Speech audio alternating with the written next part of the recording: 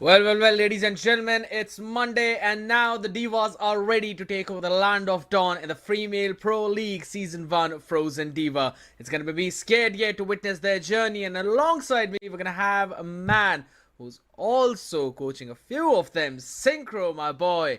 Welcome. You were there in the Fast Cup, and now you're hopping into the Female Pro League Frozen Diva. What are your expectations from today's games? My expectations for today, as you already know, I want full best of three, so three games. But in the most times we're seeing Alright. only two games, which is a bit sad. But I really think we will see today, and I really hope so. We will see today a full best of three. I don't know the teams actually, so I can't say anything or like much about it. But I'm expecting much because, as you already mentioned, this is the Diva, the Frozen Diva League. So we're seeing the females playing today, giving their best and trying their best to come into the next round winning their games. And I'm really looking forward to see how they perform into this tournament. Absolutely. And you want to see those three games? There's only one team here that has actually made that happen ever. And that is Phantoms, who will be playing their first game against Angels, while we'll have Witch Please will taking on Boards Divine in the second best of three, ladies and gentlemen. Phantoms and Angels, both of them have not been winning their series at all. They've been constantly getting those defeats after defeats. So this becomes one of the most crucial games for them to hop back into that top two in their group stages just to make sure that they qualify for those playoffs.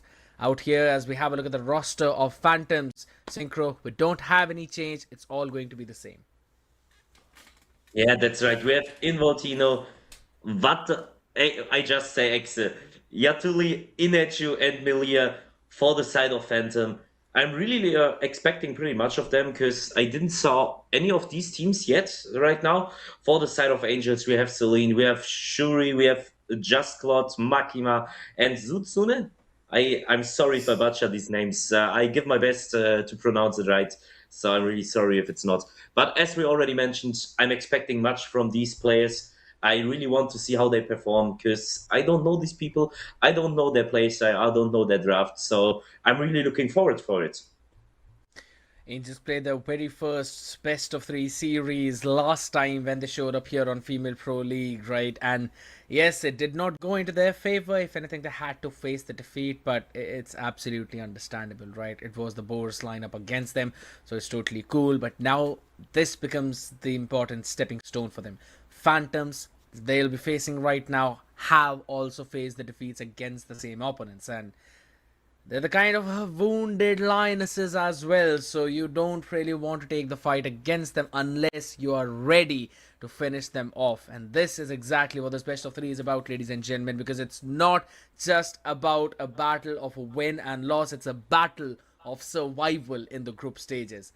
And with that, Phantoms will head over towards that blue side to take the start, while Angels will be answering back in their draft. What do you think can we expect in these drafts on these bands? Is it like similar to the Fast Cup like we saw yesterday? Do you think it will be like similar bands, similar picks, or do you think it will No, change in the side of Frozen Diva? I think so. It's going to be way too different, right? We've mostly seen how things fall down here, and it has been those comfort picks. Every single time we always talk about it, be it the Nanas being picked up, be it the Miyas, maybe sometimes the Hanabis, right? There's been a lot of comfort picks, unless it is the Boars lineup. And let's be honest, even one of the Boars lineup picked up the Hanabi last time. If I'm not wrong, it was Boars Gaming to lock it in. So it falls down to that category where they don't fully follow the meta, but rather stick to what they feel comfortable with. Yeah, but thing about Hanabi is, in my opinion, right now she's actually a pretty strong marksman. It's not like she's like useless anymore. She is like pretty strong. She getting pretty strong. Also played in like the big tournaments, and I'm not talking about the European tournaments. I'm talking about the big tournaments. So I mean, if they playing it, Hanabi need to have use into the game, you know. But let's not talk about only about this. True. I would say we're starting with the draft, with the ban phase. We're seeing the Lunox ban, we're seeing Sora and Leslie from the side of the Phantoms. From Angels, we're seeing Zuxin and Freya. I mean, we don't need to talk about Zuxin, Freya, and Sora. All three of them are understandable bans. Lunox, in my Yeah. opinion, same for the Leslie. I mean, if it's like comfort picks of the enemy team, for sure you can do it, but there's still many options left. You could have banned like anyways, and like more going for the meta bans instead of going for like maybe comfort picks. Highly possible. It's falling down onto the same category. You try and get a read onto your opponent, and then you pick up what you feel comfortable with. And Phantoms are again going with the same idea of picking up the Ixia into the goal lane. They showed that in their previous series as well. Inichu feels comfortable on the Ixia. Now, the things that you need to be careful about is definitely going to be one of the Carmillas. The second is going to be the Diggy, which can give that early advantage to Ixia, and then that can lead to the snowball. Oh man. Okay, we're seeing the Ixia. Ixia, in my opinion, a very strong pick, a very strong marksman. I mean, you can do a lot with her, especially onto the team fights, especially if you have the range and the distance to the enemies, you can do quite a lot actually. Same for the Sylvana. I mean, you just jump onto the enemies, poking them down, and you can't do anything against it actually. So I think both Yep. picks are solid. I would do the same, maybe not in tournaments, but I mean, you can't do anything wrong with these picks. Okay, Obsidia has been locked in as well. That took pretty early on for Angels. And it kind of brings us back to the last time we saw them playing as well when Female Pro League was happening, right? That's when they also picked up the Obsidia, showcasing that they like to rely on their own comfort as well. And by the way, the Sylvana has been picked up in the hands of Sudzune, so this is possible that it's going to be a jungle Sylvana. It's quite a new thing to eventually being brought out, but as I mentioned, it is going to be the Carmilla logged in along with the Ixia. Now you want to try and find something that can also disrupt and pick off the Obsidia. Maybe they're Yeah, picking up the but Leo mod here.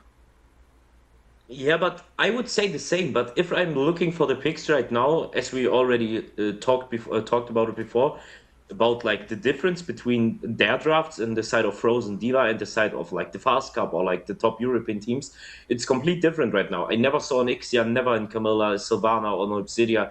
So we're seeing a quite a big difference in the drafts or like the pick Yep. phases between the female side and the like. Let me say it like the male side, you know. I mean, I told you to be ready about that. I already warned you that it's going to be a lot of comfort picks. On the other side, though, Lilia has been locked in. Now, I do understand the pick of a Lilia to get that poke damage in on Carmilla, and it becomes pretty difficult to target her considering she can run all the way back with the Purifier and the Black Shoes. But now with Melia picking up the Farsa, that is a good amount of burst damage. Plus, you have got that range to play around with. I mean, Maybe picking a Faza, tanky jungler here is the name of the game for Involtino. I need to say, I'm being completely honest, in this draft right now with Faza and Ixia, they have very much to take out the draft of Angels because Faza can easily poke down all of them. Actually, all of them. Same for the Ixia. And the late game, Angels has no Yep. possibility to survive an ultimate of Ixia or the Faza. So I really would like to see what Angel is going to pick against it. Like they need a proper frontline. They need someone who can engage, going for the backline, taking out the Faza, taking out the Ixia. So I'm actually very excited to see for what this game will come out of, what these drafts will come out, what they will play, and what kind of compositions they will play. And we're seeing the Akai ban and the Tigreal ban. Also, both tanks are strong tanks, I would say, but also not like the meta picks like or like meta bans like Grok or something like this. These are like I Comfort. wouldn't say like yeah, these aren't like comfort bans you usually see in like tournaments like this, but it's still fine. I mean, it's a complete different tournament with complete different players, different play styles, different drafts. So I won't judge it. I expect a lot. I want to see how this draft will work out, and that's something I'm really looking forward to. Now with the Alice and the Akai being banned out, Akai for the jungle, Alice for that EXP lane, they've kind of lowered down that diving potential from the other side. I do understand the idea. Don't give them any wombo combos with the Carmilla and the Curse of Blood, because the full barrage along with the feathered airstrike is already going to hit you like a truck. Maybe going Yeah, but in.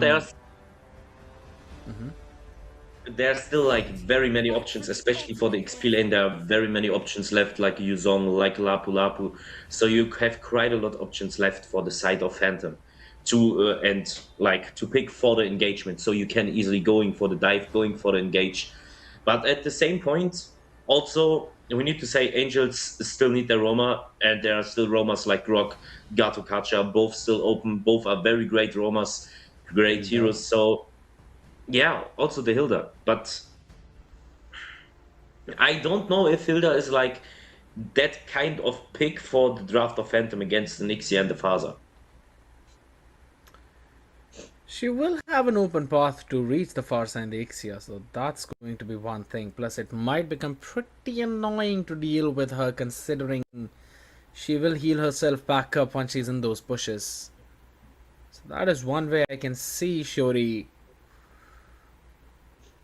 potentially being a nuisance for the side of Phantoms. But yeah, I want to see the answer right now. There's the Aulus into the jungle yet again. Last time we saw them, it was the Aulus in the hands of Involtino.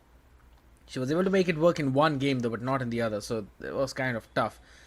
And with Vata locking in the Kaja, it is going to be that exact same draft. Angels, one more pick to counter it. You're either putting the Hilda in the wrong position or she's going to go into that EXP depending on what this one last pick is. Now, yeah, I kind of agree. A Gato would be a really good call. So would be a Yu Jong or a Lapu Lapu. All of them could work out phenomenally well. But it's Kaja Expelian, by the way. And now Yeah. it's the point where I say I want to see the Kaja on full damage build. I really want to see it on full damage because I played Kaja for a long time with full damage, and against the draft of Angels, it has like a huge potential to go Kaja full damage over here. She can one shot in the late game the Sylvana, she can one shot Lilia, she can one shot Obsidia.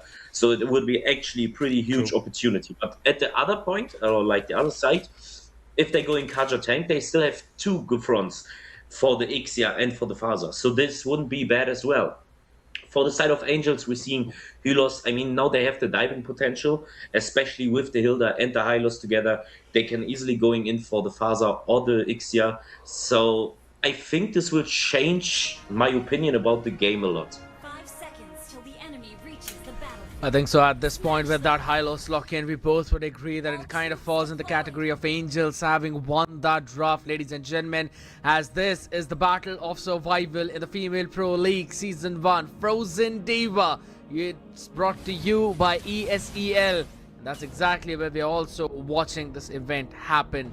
Make sure you hit those likes and subscribes as well. If you're following on the Twitch, make sure to follow the channel. Do not miss out on any of those updates here, because guess what? The Divas are ready. They're going against each other, and we are seeing some top tier play, especially from Lilia.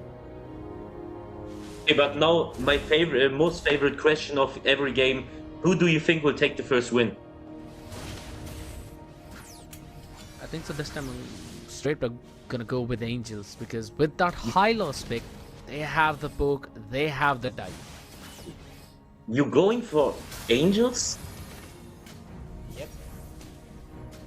Okay. I appreciate it. I mean, it's not my choice, to be honest. I would go for Phantom in this game, especially because they have the range with the Ixia and the Faza. So it will be even hard to come close to these heroes. So I actually go in favor for the side of Phantom in this game. That kind of makes sense, and I can definitely see that working out as well. If Angels are not able to reach Phantoms, then that range advantage is just gonna poke and burst out the members, right? Be it Shori on the Hilda, be it Celine on the Hylos, it is going to be tough. But on the other side of the Okay. spectrum, Wait 1 second, please. Sorry to interrupt you right now, but can you maybe explain to me the Inspire on Kaja? no, I cannot explain it, the Inspire on the Kaja to you. I don't know if they trying to go Kaja as physical damage dealer over here. No, But- it is going to be, it is going to be the magic damage Kaja itself, but that Inspire is I'll be honest, I was playing 5Q with my friends, and one of my friends just picked it up for a troll, and it kind of still ended up working out. So I don't know. I'm not gonna say anything about that right now, though. The divine judgment being dropped in. Guess what? Vata instantly bursted down at the very first second. Turtle secured by Involtino, but up in the middle of everyone, Sudzune is just healing up like anything as Just Clot hops in. The hunt of bone was perfect, and with that, she's also able to find a corpse for herself. Angels getting the advantage. Okay, I still can't get over the fact with Kaja and Inspire. It's not getting in my head why you pick Kaja with Inspire actually. Could also be a mistake at this point. Yeah, this could. I need to think that this is a mistake, and I really hope that this was a mistake, because it's actually very criminal to pick Kaja with Inspire. I mean, if it's working out for them, if they have like some kind of tricks that I don't know about Kaja, then it may work, but for me it's pretty criminal to pick Inspire with Kaja. As I said, one of my friends picked it up in the rank and it ended up working out. So yeah, and she's also going in with the crossbow. Hold on a second. Sudzune seems to be in trouble out of the open now. There we go with Imperial Justice. You're gonna have to face the full barrage as well of Ineshu. No one being able to reach her as of now, as Involtino will be running back onto that Aulus. Even though the Lilia was there, the burst damage was just not enough. Hold on! Shuri, my goodness, this lady making the rotation all the way from bot will make not just one, but also help Lilia convert the second for herself. And as soon as we said that this might be for Phantoms, Angels steal the result of the fight away. I think that's actually like a huge problem of playing Kaja on the XP lane, because Kaja is not fast enough to rotate, while like other XP laners like Yuzong, like Lapu Lapu, the Hilda, they can rotate much faster and going to help the team much faster into invading, in for the turtle fight, for going in re-engaging. So that's actually quite a huge problem for the side of Phantom over here. It is going to be tough, especially to bring yourself back from this position. And that too when Just Clot is going 101 onto the Obsidia. All the way out on the other side though. Curse of Blood, not yet dropped in right now, connecting on two people. The immobilize is perfect as Celine gets picked off and makes Shuri the second one as the casualty. Black Shoes used up Purify to run out of the harm's way, but guess what? You already run in the full barrage. Sutsune trying to catch her down, but it doesn't matter. Melia and the rest of the girls will go for a 1v5 to shut her down, and Phantoms will bounce back in next fight. I'm very proud of Phantoms, especially because I said I'm on the side of Phantoms, because I need to win my prediction against you. So I really enjoyed this fight over there. They did it pretty good. They went in with the Camilla ultimate, stuck two enemies together, killed them off, and afterwards they could easily finish off the other enemies with the XP ultimate, which were pretty good actually. Hold on, the hunt for blood used up already, but we've also got Aulus hopping in with his own ultimate. You create a cross with a glorious pathway onto that right now as the chase begins. Angels need to run away, and Feather Airstrike will eventually help them out, and not just in running away but rather retaliating, as look at the HP. Just Clot barely breathing. Celine down to 50%. Tier 1 up top taken. Phantoms are answering back heavily. I would really like to see if Kaja is building physical damage or magical damage actually, because I didn't saw his first item after he built it up. But still, I need to say Phantom doing it very great with their composition right now. Camilla always in the front, Faza and Ixia on the back line, taking just the ultimates to burst down these enemies, which works pretty good. That is true. Shuri right now trying to sustain to three people. She will not survive. Hold on. That is just a bit too much of resources used up just to finish off a Hilda.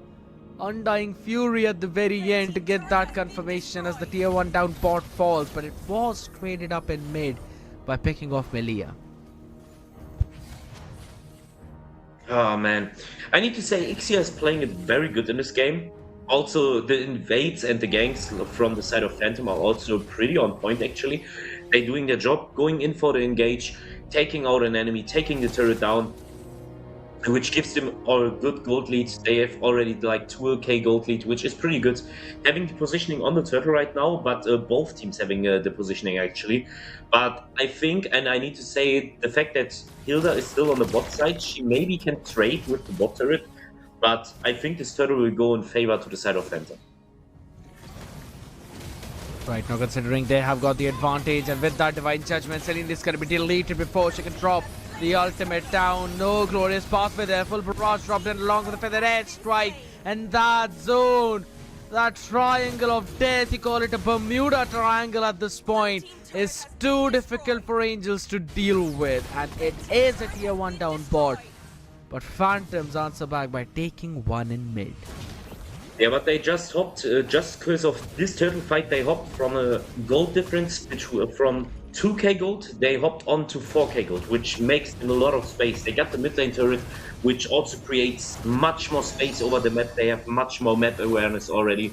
So it creates so much space for them to going into the enemy jungle, invading them, diving them, taking out the other turrets. So Angels needs to start to wake up and try to find a way to go against the gameplay of Phantom, because otherwise I see actually very dark for the side of Phantom and for Angels. It's going to be difficult for them to pull themselves back right now, but guess what? Fata being picked off there is going to be one way for Angels to make that comeback. Yatueli trying to run back, but she cannot. The chase from Shuri was perfect. The tier 2 down bot has been taken down by Phantom, but Angels are not giving it up without a fight. And now, they're forced out of Black Shoes as well to Lilia. The Undying Fury. Sudzune needs to run away, but hold on! That Imperial Lance finishing off Aulus. Seems like this old Aulus has not got any more tricks to show up his sleeve, as Inechu now seems to be the next one on chopping block. She needs to run away, but she's an Ixia.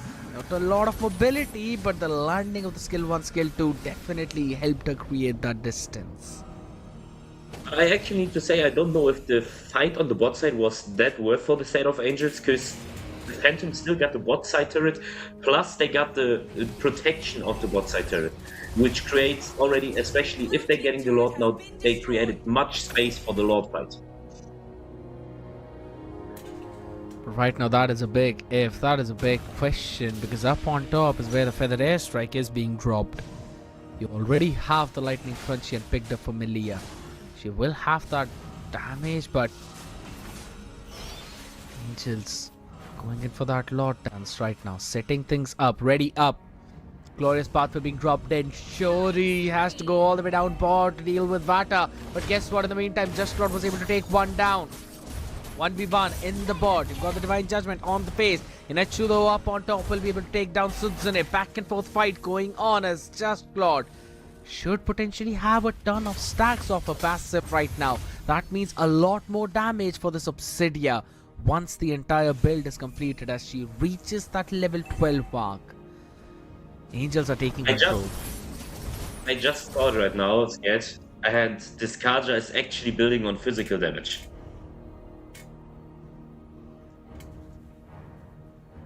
I don't know, what are your thoughts about it? Tell me, please. Maybe she's got some idea about Kaja that we don't. But She's the fact that poking Shuri. The defense that I can give you at this point. The fact that Kaja is always going on the bot side and dealing damage to the turret, it's pretty good. I mean, they taking the pressure on the bot side. Right now, Hilda has the pressure, but it's a 5v4 fight on the turtle. The Hylos is going for the engage alone. Yeah, that is a bit of a problem, as she's going to be bursted down. An issue with the unstoppable, and now you don't have as much of that frontline presence which you were thinking early on. Berserker's Fury picked up. So the Obsidia is now going to hit like a truck, but hold on a second. You need to go in for the survive. Hold on. That is a big catch with the Hunt of Bone. Mega kill for Nichu. Sure, has been shut down by Involtino. But guess what? You cannot take care of Sudzune like that, as she's opened up her lands. And with that Spiral Strangling, was able to get a double for her own. And the Lord will be secured by Angels. I really don't like the Kaja with physical build. I don't know what to say about it. I don't know if they don't know it better or something like this, but it's actually criminal to play it like this. I mean, they could have had such big use out of the Kaja pick, actually. Kaja wasn't a bad pick into this composition. They could have done pretty much with magical damage or even the tank build. And the fact that they're going for the physical damage, it's making the game pretty hard for Phantom, actually. Yeah, right now, though, I actually want to have a look at the items right now because Celine is being bursted down like she's paper. And that is not how easily a high loss should be taken down. I mean, cursed helmet, thunderbelt. There is no solid defense item to deal with an Ixia, and I think so that is where the problem is. They've not yet made any Justice Pauldron. Yes, there is a dominant size, but that is on Shori, who was not in that fight. And it is tough for the high loss. But I don't know what this Hylos is always doing. He's always going in, engaging alone, dying out of it. After his team is like one player behind, and then afterwards it's an easy fight for Phantom. I don't know if it's some kind of strategy or something like this, but they need to start playing together. Hylos is a pretty good pick. They can use it pretty good for the diving and engagement, but if they're not using it, if they're just going in for the solo engages, I need to say Angels won't have any chance to survive in this game. Yeah, it's gonna be tough right now. Celine invented for the law and order, but a big cash from Hunter Bone yet again with Imperial Justice as well dropped into her arms. Angels will pick off an issue. She has been struggling there, but it's fine. Look at up top right now, and Voltino is pushing up the lane, completing up the Rose Gold Meteor as well, which will help us sustain in those fights a bit. But by the way, Synchro Vata picked up the Wind of Nature. Who picked up Wind of Nature? I didn't saw it. Vata. The Kaja. I'm actually speechless. Yeah, right now Celine as well, because she is dead. She's basically soaked up so much damage that Sujin hopped in, was able to get one though, full barrage landing onto 5, but not enough damage right now to take care of either one of them. And this fight, again being won by Angels, was won without Just Claude being there. The tier 2 up and mid taken down. All the inhibitors are standing for Phantoms, but they are now caged in their base. No way to go for the farm. Yeah, but now the problem will be the next Lord will also go for the side of Angels, and I think with this Lord they can do a very huge engage.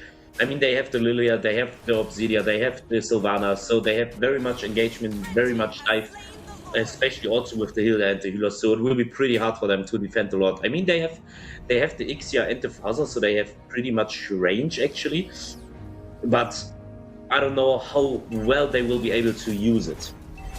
Yeah, it's gonna be tough right now since the Glorious Pathway was dropped down in the bot lane, being shipped up as well, mid inhib taken down, and all of this action is happening even before the Lord is marching onto their base.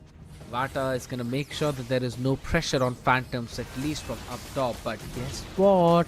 You got Just Claude walking up there. She wants to catch a bird. Seems like it's the bird hunting season. No duck, no rabbit this time around, but rather a bird flying all the way up top down in the bot. As we still continue with this fight, the Glorious Pathway drop down. There we go, this Imperial Justice with the Spiral Strangling, but it doesn't matter. Involtino along with Reju shuts all of them down, and Vata will sustain through everything thrown at them up top. And they've managed to defend this Lord with one inhibitor standing. Oh man, the weight the Ixia and the Father are carrying on their shoulders is insane actually. They both doing such good job, especially the Ixia dealing so much damage into the game. Her ultimate's mostly on point, which makes the game much easier for Phantom. But still, we need to say they're missing one player, because I wouldn't count Kaja in this game right now. But it's still pretty hard. I mean, the side of Angels, they're doing good engage, for sure. But I feel like they don't have the burst damage to burst the Ixia down or like even reaching the Ixia. If Sylvana is not pulling up her ultimate onto this Ixia, they are not able to kill her down and burst her down. So this will be a huge problem for the side of Angels over here. Oh, right now, the bigger problem is going to be the curse of blood. Black Shoes popped in, thanks to dodging in that feather airstrike, but the backline is open. Celine trying to sustain through it all, but just not enough damage. And now Just Cloud up in the middle of them all will be taken down. A trade game in, make it a double for Sutsune. But Melia will finish her off too. You've got an issue in Voltino and Melia, all of them standing up. Yes, Lilia is finally starting to hit like a truck, and the back shoes are up, but we've gone in for the disengage of 3-for-2 trade as Phantoms win that out. I think there was a huge misclick of the side of Ixia. I don't know, did you saw her ultimate over there? I did. And then I decided that some things are left unspoken. Some things are better left unspoken. Yes, I think so too. I just wanted to mention it because I mean, it happens, and that's something we see here. Even between good teams, mistakes can happen, like misclicks can happen. So don't worry, guys. If you're doing mistakes, it's not a huge problem. I mean, it's just a game, so don't worry about it. But let's not talk about it. Let's continue with the game and the insane gameplay over here. We already almost hit the 20-minute mark, which is very great. I really appreciate it. But I'm actually want to see who will get this next lot. Who do you think will get the lot? The Angels are the ones starting it. Phantoms will be the contesting ones. Now it depends on how well this ultimate lands. So dropping the Glorious Pathway early on, 10,000 HP on the lot. The backline is up open as Lilia wanted to go back but could not. Triple kill already. You take the Lord though for Angels, but guess what? At a cost of 3. And they're not hopping in for the next 40 seconds. Ban Synchro. Boy, we've got a long evening today. I think so. I really think so. But it's fine. I mean, I enjoy to stay here with you, sitting here with you, commentating with you. So I don't mind, even if it takes 10 hours, my friend. Yeah, I mean, cut me some slack there, man. It's already 12 a.m. here. So no, not 10 hours. That would be 10 a.m. in the morning. Let me have some sleep, but Oh man, and we've got the gameplay like that in front of us again. Phantoms 64,000 gold, Angels 64 being hit right about now. A good bounce back from Phantoms. They've kind of pushed Angels all the way far back and now are completing their last few items as well. NHU getting up that attack potion while Melia picks up the blood wings to get that extra bit of mobility to work with. Just Clot as well, hopping in. Hold on a second right now. Wata has got to run all the way far back. Now this is a good retaliation. As soon as the Glorious Pathway was dropped up, Synchro instantly Voltino countered with the Undying Fury.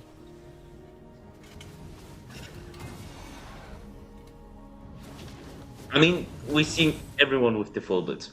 I mean, I don't want to talk about the Kaja build. It's fine for me.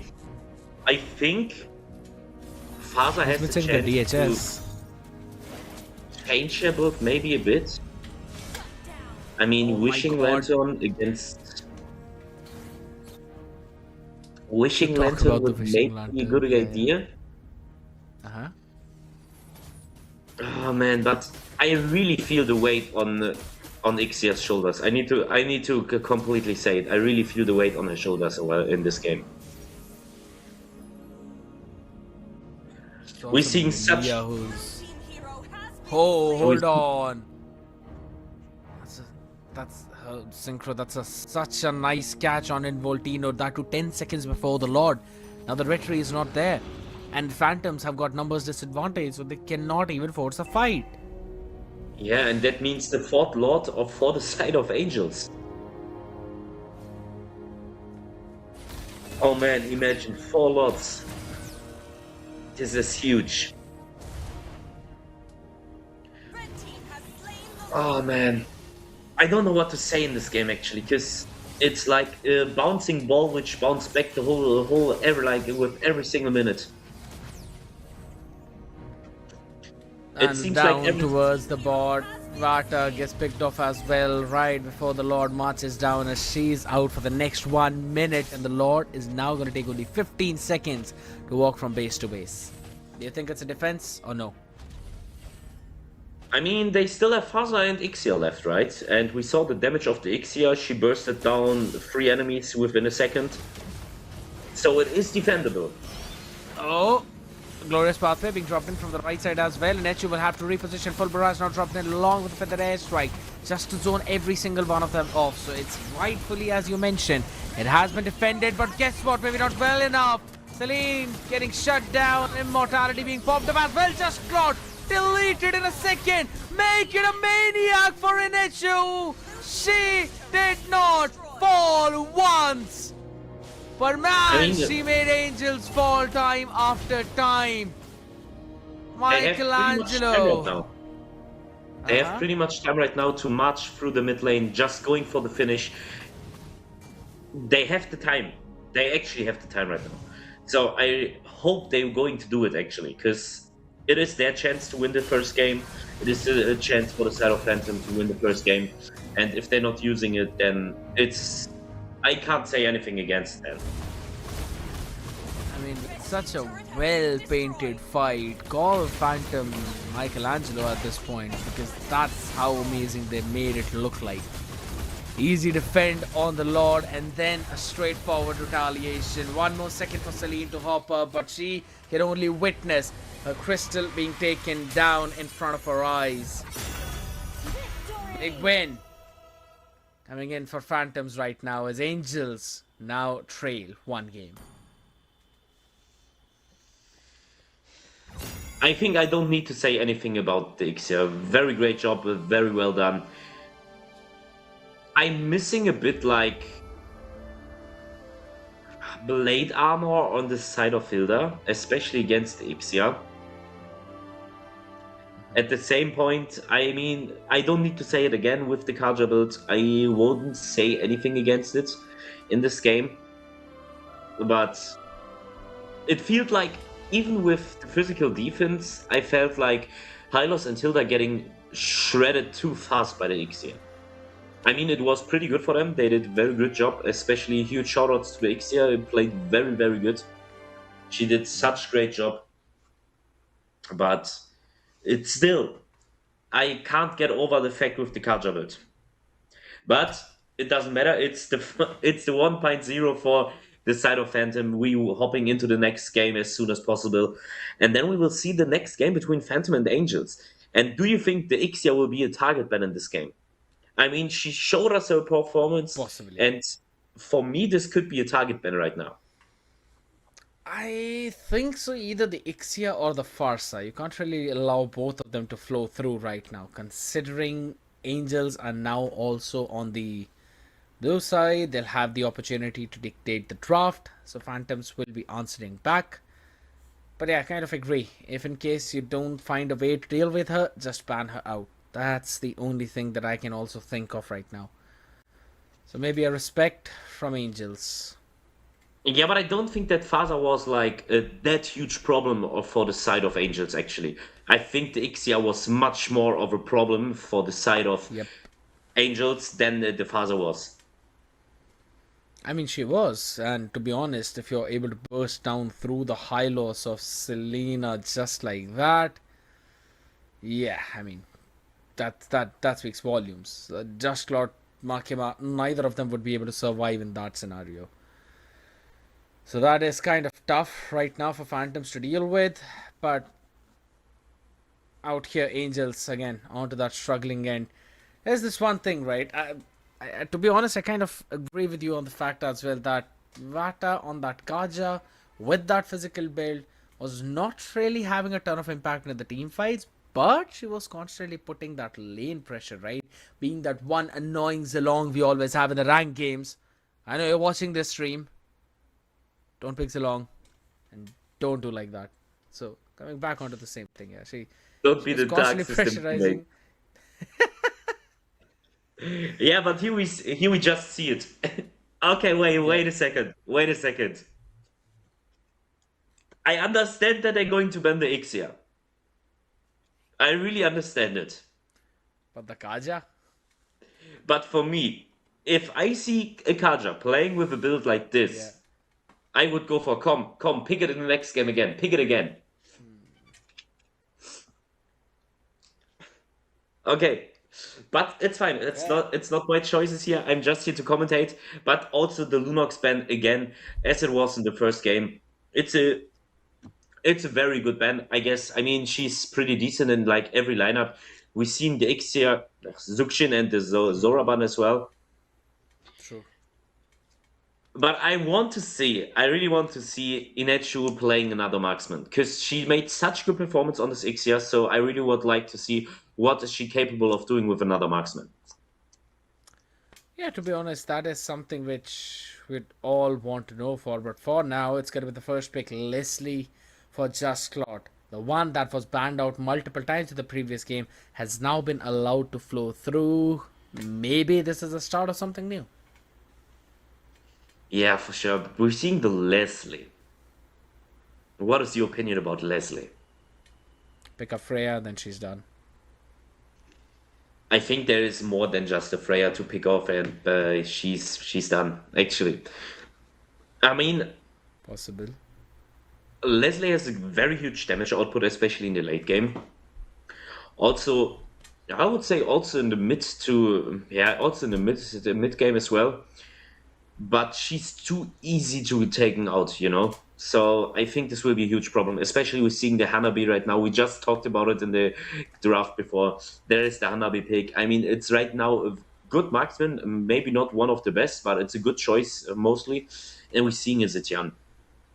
Zetian with her ultimate, with her passive, she has such a huge impact. She has the vision, she has the range, she has the damage, she has everything actually she needs, especially as a mid laner. True. So I really like to see the pick.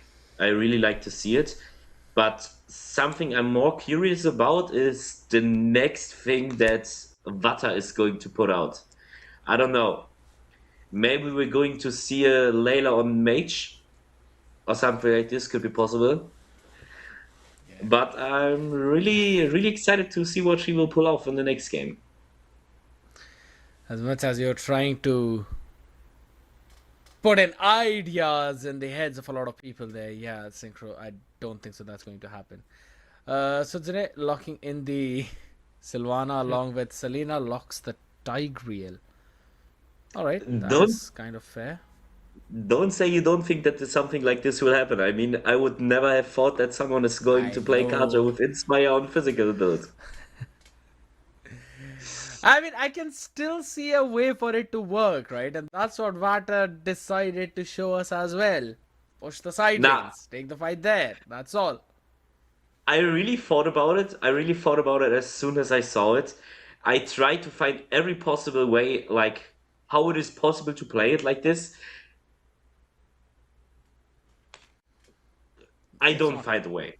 I can't find a I way know. in which type of composition it will be useful to play Kaja with Inspire and physical build.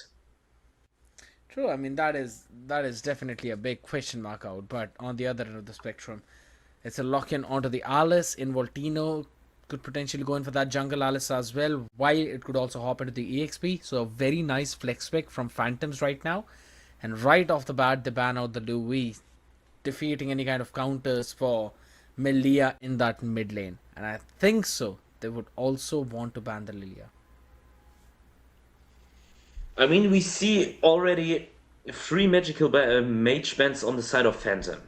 So they're trying to pick out the Makima from the side of Angels, which, in my opinion, isn't a bad idea. I mean, if you know you can ban out someone because he's only playing a few heroes, you should do it instead Yeah. of letting him play the comfort picks. But it's still, I really would like to see and already know before the draft they will do. They we're seeing the CC ban as well, also for the Akai. Akai was also banned in the last game. Maybe also comfort pick CC. I mean, you can't do something wrong. I mean, she is a good XP laner. She can easily dive. She has the damage. She has Yeah. sustain. So I wouldn't say you can do something wrong with it. On the other hand, we're seeing a Scarmilla. Tigreal, and again the Sylvana. On jungle for the side of Phantom, we see an Alice. I never thought much of it, but I played yesterday with a global Alice player who's having like 8,000 games with it, and he's running through the enemies without dying, like, I don't know, like he's a big tank or something like this. So I True. really would like to see how this will work out, especially in the composition with Zetian together. If both of them timing their ultimates completely right, it's such a huge team play. Actually, you can do so much things with it, so I really like it. True. And there's a big wombo combo potential as well with them. Now you add on to the Minotaur in the mix, that just adds the extra layer of the combos which you could eventually put up. Be it the Fury Phoenix with a Higanbana, be it the Thorn of Ruin with the Fury Phoenix, be it the Thorn of Ruin with the Minoan Fury, Minoan Fury with the Fury Phoenix, or Higanbana with the Minoan Fury. There's all the permutations, combinations that's now gonna hit in. And this is what I absolutely love, right? Regardless of how comfort the draft seems to be like, to lean in towards Phantoms, I'm totally cool and on board with the kind of combination that they're putting up. And it's clear cut idea, right? Leslie is the late game DPS for Angels. They're totally cool with it. They pick up the Hanabi for themselves. I mean, they've got the power of the Dark System.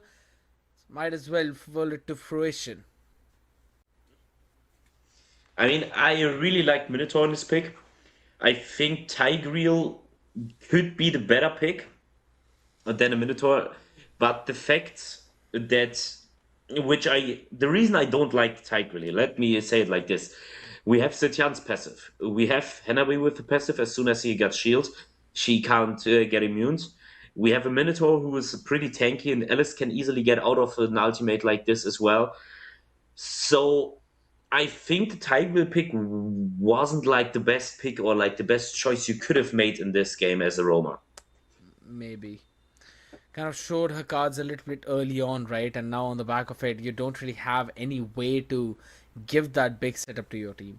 But it's totally fine. You also have Sudzune who will be hopping into that jungle, and Shori back onto that Hilda in that EXP lane. Will try to at least outsmart Vata, but she picks up the Ruby for herself. Another disruptor for the Tigreal on that implosion. I'm sold for the draft of Phantoms at this point. Oh man. We see Ruby on Vata. I really hope we don't see it with Inspire again. Should all the way hop back to that flicker.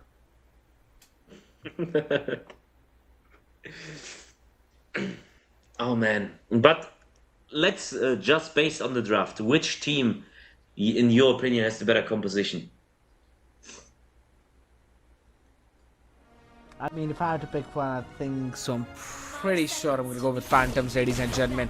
Because guess what? They're just one win away from closing the series out and moving up ahead to 0. While on the other side, we've got Angels who are still trying to survive and make their way back into the series by taking that first game and then forcing us into a game number 3. Will that happen or not? We will find it out as Phantoms start on the red side.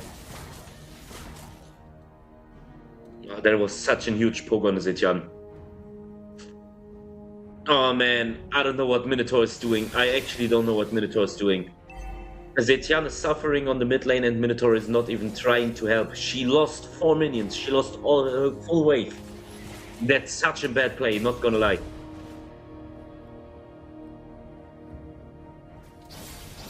Out there. Left out alone though, Melia getting poked down because of this Lilia. This is what we were also discussing previously as well, right? That the Lilia will be poking you down. Yes, you've got the Phoenix Descent here hopping in to clear out the waves, but at the same time, Shadow Energy Bombs are going to be pretty crucial, especially for Makima to constantly give out that burst damage on the other side. Out here. I actually need to say it seems a bit like an epic playstyle, not because they're playing bad, but like the way how they are playing, like with the Roma is helping or trying to start jungle creeps or something like this, using a flicker, getting out Zetian's ultimate. I mean, these are things you should know. Zetian has a passive. and that's things you need to know. You can't go into a tournament without things like this knowing, and these are like not like very complicated things you should know. These are like very basic and easy things. First blood. Well, they've got their own ways of dealing with all of those problems, right? And one of them is just by brute forcing wins in their lanes. That's why Vada was eventually picked up, and Angels now slowly hopping back into this game. Bit of a poke from Elia. Selena hops back in and knock up onto 4, but no member to support out.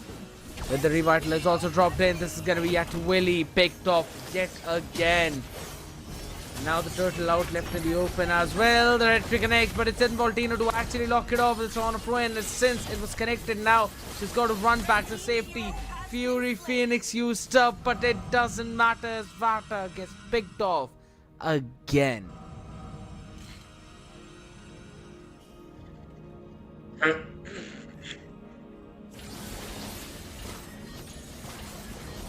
Yes. We already have 1.5k gold lead on the favor of the side of Angels. We see the playing of Angels is very good right now. Do you think it's possible that we're going into the third game today? Hero has been slain. It is highly possible. I mean, to be honest, last time Phantoms were the ones to push it to game number 3, but Angels desperately need this series as well. So yeah, I think so it is possible. I mean, if we rewind the last game, it were like over 20-minute game. Both teams bounced the lead back to each other the whole every single minute. So I would say both teams are playing on like the same level. I wouldn't say it's like one team is better. I would really say they are both playing on the same level. So I really hope that we're going for the third game. We're seeing the positioning from the side of Phantom right now. Was very good. I mean, in my opinion, Alice could have engaged with ultimate over there. Afterwards, with the Minotaur follow-up, the Tian ultimate follow-up, they could have easily taken out these kills over there. Could have definitely happened, but for now, they're going to be backing off. Milia as well. Running all the way back from all of that poke. And I agree, Phantoms have kind of got that composition where they have to make those plays. They are the ones who need to find the timing to go in for that snowball. They've got Inecho on that Hanabi. They have Minotaur, they have Zekian, they have Alice, they have so much to engage. Wow, the implosion was great, but the Minnow and Fury a little bit better on the other side.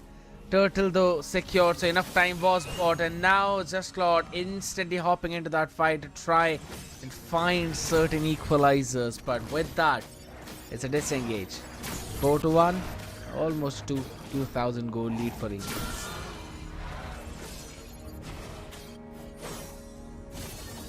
It's hard to say anything about here. To be honest, I mean, both teams are playing on the same level, as I already mentioned before. But the way that Angels is playing their composition is like definitely better than the side of Phantom in this game. Last game, Phantom had the Ixia to carry the game. They had the Ixia to carry all the weight on their shoulders to win this game. But I don't know if Inechu is able to do it the same thing with the Hanabi action. Yeah, it's gonna be tough right now as Yatuili is the first one to be picked off, all thanks to the Imperial Justice and Spiral strangling. And the ultimate snipe was used up, but it doesn't matter. A lot of HP for Ineshu, and she also used up the Aegis to tank all of that.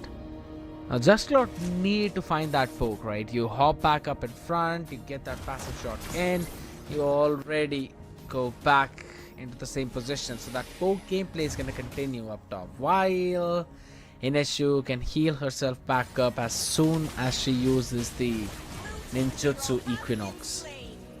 A bit of an overstay from Selena, and she gets picked off. Yeah, and also, I need to say, she's doing the same thing like she did in the last game. She's going in alone, getting poked down, getting taken out, getting killed, and just provide farm for the side of Phantom. And that's something you'd not really want to do. That almost 1500k gold lead is being dropped down to probably around 1.1k, and it could eventually be brought down lower if in case the next fight goes in for the side of Phantoms. They've been finding some individual successes around the map as well, and Vata has left her lane, so she is rotating for this neutral objective, which will be secured as well. But guess what? In the meantime, Sudzune finds Melia up in mid lurking and shuts her down. I really would like to see Inechi in the late game. We saw her performance in the last game, and I really hope that she has the same performance with the Hanabi. I mean, Hanabi in the late game, especially on the composition the side of Phantom has, she can have great. Guess what? Great is the engage up right now. You've got one already just got it running back with her HP pretty low. And an Inechi, as good as she was on the Ixia, she seems to be even better on that Hanabi. 302 onto that, and with that, Phantoms get the advantage. And these are the engages I was talking about for the side of Phantom they can do, especially in the composition with Tian, Minotaur, Ruby. They have so much CC. If we're just looking for the draft, they have Ruby, they have Hanabi, Alice, Zetian, Minotaur. They have every single hero of them has CC. They can, every one of them can CC the enemy, which makes very much use for the side of Phantom. And on the back of that, they also have a pretty decent frontlining this time around. Yato Willy, Vata. But will it be enough? That's the big question.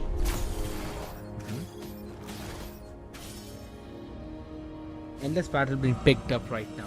So Just Cloud will finally start to hit like a truck, especially with that Berserker Spirit and Endless battle combination. The true damage gonna stack up a bit. Implosion landed up yet again. Melia did not have any information about the enemy roam, and she gets punished for that.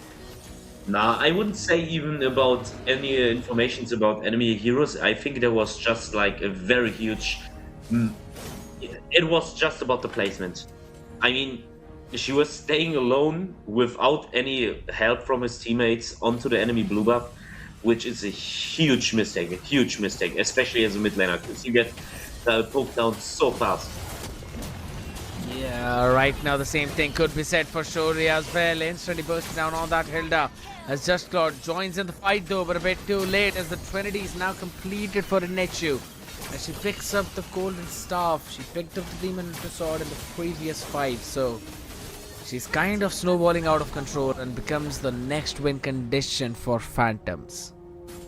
I really want to appreciate this Lord right now. I don't know if it was 4 or 5 Lords in the last game, but this game, it's the first time. It's actually the first time where Phantom took over a Lord. And I really appreciate it. That's pretty good. We've seen the Minotaurs going in, and right now they get so much pressure. They have the Hanabi, we see it again. I mean, she has, again, such a huge impact. She's stealing the damage, making the stuns, but not without the team. If his team wouldn't give her the front, she is able to like provide for Hanabi. The engagement they are providing for Hanabi, they couldn't have such a use out of it. But the point right now in this fight, I don't know, they have the Lord, but they not seen playing with the Lord. At the other side, Minotaur with a great engage, pretty good. Yeah, But there's already a shutdown. Yeah, they're not taking anything out of it. I mean, they could have pushed with the Lord. They got the sides poked down. The second mid turret is still standing. I mean, I wouldn't say it's a problem, but it's also not good that it's still standing. I mean, they got the Lord. They have 3k gold lead side of Phantom. Hanabi again, 503, pretty huge. She's probably a bit feeded. So, very good, very good. Yeah, but the same thing could be said for Clot as well, right? She is going in with a 2-0-1. And along with all of that, Malefic guns being picked up by both the marksmen, so they've got a pretty solid range now working up for them. And all in all, this is one of the big things, right? Both Leslie and Hanabi have got a pretty decent range. So that Malefic gun technically puts them a little bit far away as well from that danger zone. which is one of the big reasons why they are both alive, even though everyone around them keeps on falling time after time. 55 more Yeah, but seconds for the next Lord, and the map control is for Phantoms. Yeah, but I think actually the Hanabi is like more useful in their composition as the Leslie is in Angel's composition. I agree. It is falling down onto that synergy between the heroes themselves. Right now, hold on a second. The ultimate snipe was connected in. Phoenix Fury dropped down just to get that poke all the way back up. And this will lead to the disengage for both the teams. It was actually a very huge engage of the Zetian, very great ultimate. If the team could have followed up, they could have made they really could have shut down the whole team of Angels. Just look this damage of the Hanabi on the enemy tank. It's again very great, and I think it will be pretty hard right now for Angels to go in and try to take the Lord from Phantom. But if they kind of can get the opportunity, this is going to wait right now. The HP pretty low. You already get one as Claude instantly answer back. Now she wants to go in for the Hanabi as well. Ineshu will secure the Lord. Shori is on her face. She should be taken down as the ultimate sniper connects. But she's healing herself back up as Shori gets taken down. It is a mega kill for just Claude. But man, how much lifesteal does the Hanabi have? This is insane. I really want to appreciate again Vata. I mean, she's doing the same thing as she did with the Kaja, this time with another hero, but instead of helping the team with the team fight, she's going for the push, which again, pretty good actually, was solid play. But I think if Wata would have been there with the team fight could have been more on the side of Phantom without being so many pickoffs on the side of Phantom. And that is absolutely true. I was just about to say, if in case she wants to play into that far lane and constantly going for the push, then I personally feel like Zilong is a lot better hero as compared to anyone else. And by no means I mean it in a bad way. I genuinely mean it. With the Dragon Fury being logged in, he can get that ultimate backup really soon. And the mobility that you have, plus the burst damage which you really get after your main core items, you can burst down even those tanky tanks. But guess what, right now Thorn of Ruin is there to burst down Makima, and Claude could potentially be taken down right now as she drops down the grenade to create that gap, and on the back of it she will survive. But that was a really good chase by Phantoms, and it's maybe not over yet, but with the base now cleared up, it's gonna fizzle out. No, it's not. Oh, this is dangerous. If Hanabi is going solo over there, it will be pretty dangerous. Because I think, especially with Leslie and Sylvana, the Hanabi has no chance to survive an engage of both of these heroes.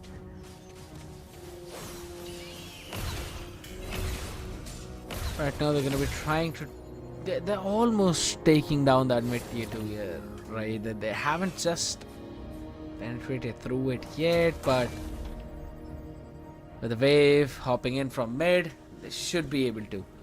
Now Just Cloud has got a ton of damage, right? And this is where I need to see those Guardians helmet. I need to see the blade armors to try and slow them down. Implosion catching on to 2. Millie has been shut down instantly, but guess what? An H2 answers back. One, make it the double as well as Shori will not be able to tank up at all. Makima, Just Cloud, Sudzune, all of them running back for their lives. The performance of Inechu, I really appreciate it. I mean, she's playing such a good game on the Ixia as well as right now on the Hanabi. She's doing such a great job. They really deserve it again, but it really feels again like Inechu is carrying all the weight on her shoulders in this game again. I mean, she's the only one who's dealing like the high damage. Ruby isn't doing that much in this game. The only thing that provides the team for Inechu is actually the engages. The engages that Angels is not able to take out Inechu like very easily. And that's something Phantom is doing very good. They're providing the vision, they're providing the safety for the side of Inechu on the Hanabi, which makes a huge impact for Inechu. 9-1 and 4 right now. And that is one of the big reasons why they are still in the lead as the Lord marches down towards that bot. Suzuno will focus towards the top to try and clear that wave so that there's at least half a less pressure of those waves. Mid one is going to be popping in. Tier 2 should finally fall down. Selena sitting in the bush right now, trying to find an angle now. Eventually would hop in, but guess what? The passive of Zaityon will push her away, and with that she's got nowhere to run. The knock-up coming in with the Thorn of Ruin combined up will take down Shuri. There is a massive play yet again being made, but in the midst of it all, the Lord was cleared up. Yeah, but I actually need to say I don't like it. They're not trying to focus on the objectives. They're going for the fights instead of going in with like the Lord or something like that. They have the huge big boss, the Lord, but they're not using it like properly. They could have easily engaged with it. They have so much engagement skill. The Hanabi and the Tian in the backline. So they had so much to take down this turret, but they're not using it properly. And that's something they need to like maybe start focusing on. So they won't have like this kind of hard games, because it's again almost a 20-minute game. And as we see, the Hanabi is doing a very great job. She's dealing the damage. They can easily burst down the enemies. But if they're not playing for objectives, it doesn't make any difference if they're taking out 1 or 2 enemies.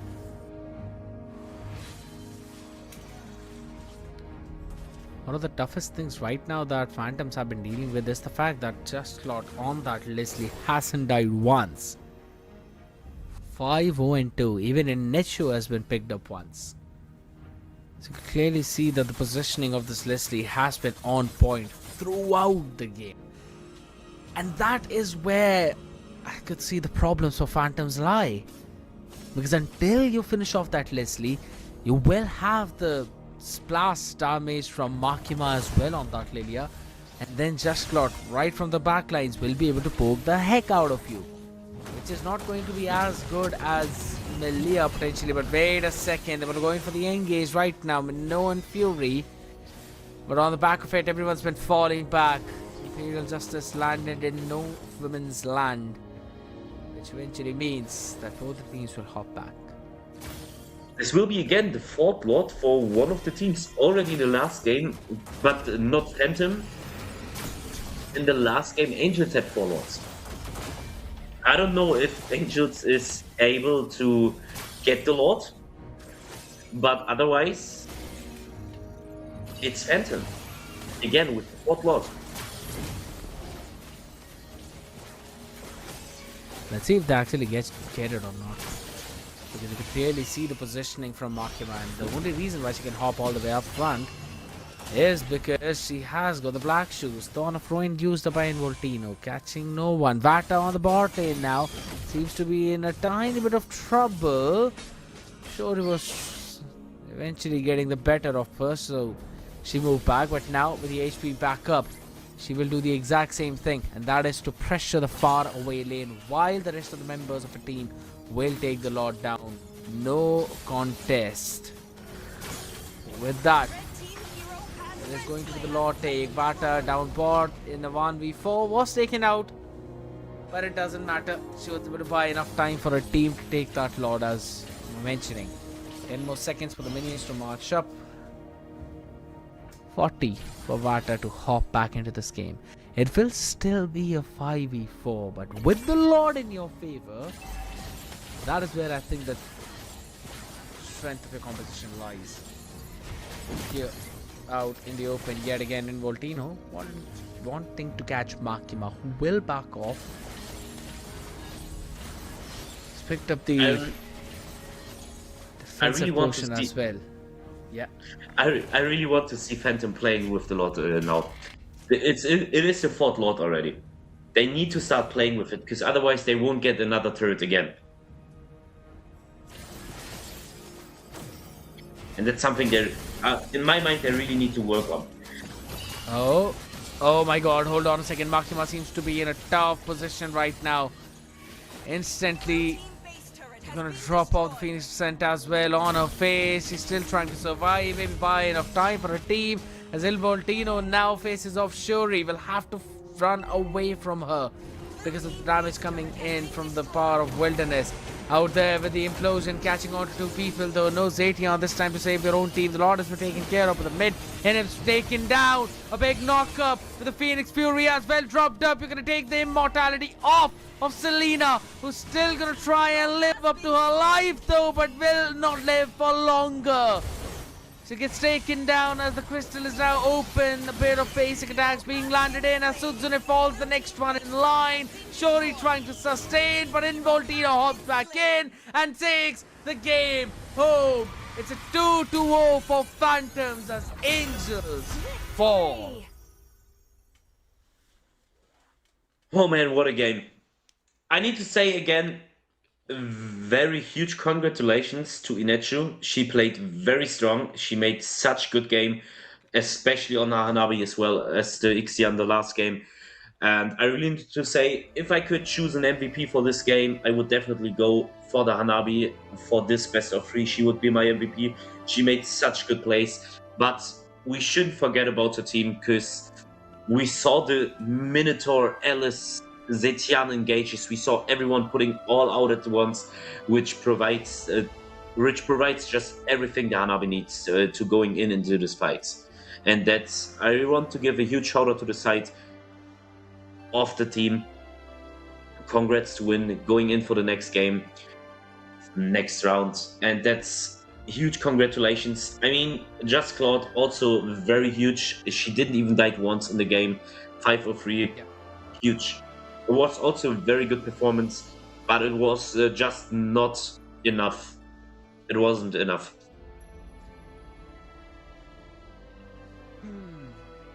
That is exactly where we both ended up being at, right? Yeah, she tried her best, but it was not enough. Even Makima there with the full build was trying to get that splash damage in on point though, but Involtino, Vata, along with Yatueli, all of them were just a bit too tough to handle. And I'd have to especially give a shout out to Yatueli on that Minotaur. She was really able to showcase a phenomenal play. Be it her own Minoan Furies or be it the scenarios where she was just soaking up all of that damage for Inechu to hit those basic attacks from the distance. A proper front to back composition executed to utmost perfection. While on the other side for Angels, yes, it definitely is tough, but at the same time, a stepping stone for them to learn and move forward. Two series being played by them, both of them not going in their favor, is definitely hard right now. But it's again, these are the kind of games where you eventually learn. And ladies and gentlemen, with that one series off the charts now, we still have one more remaining, and this one is going to be Witch Please taking on Boars Divine. I really looking forward to see Boss actually. But for now, for the side of Witch Please, we see Aigasaki, Abyss, Moontears, Mionif, and 2006. And 2006. We're just calling it 2006. I really also, I don't know this team yet. I didn't saw this team playing yet. Same for the last boss team. It's the only boss team I didn't saw playing on this tournament. So I'm also really looking forward for it. Yeah.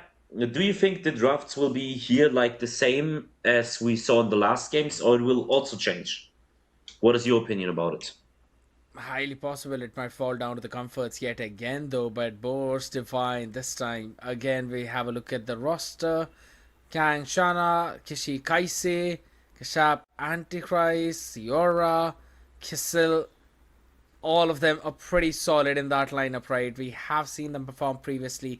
They were able to win out their game as well.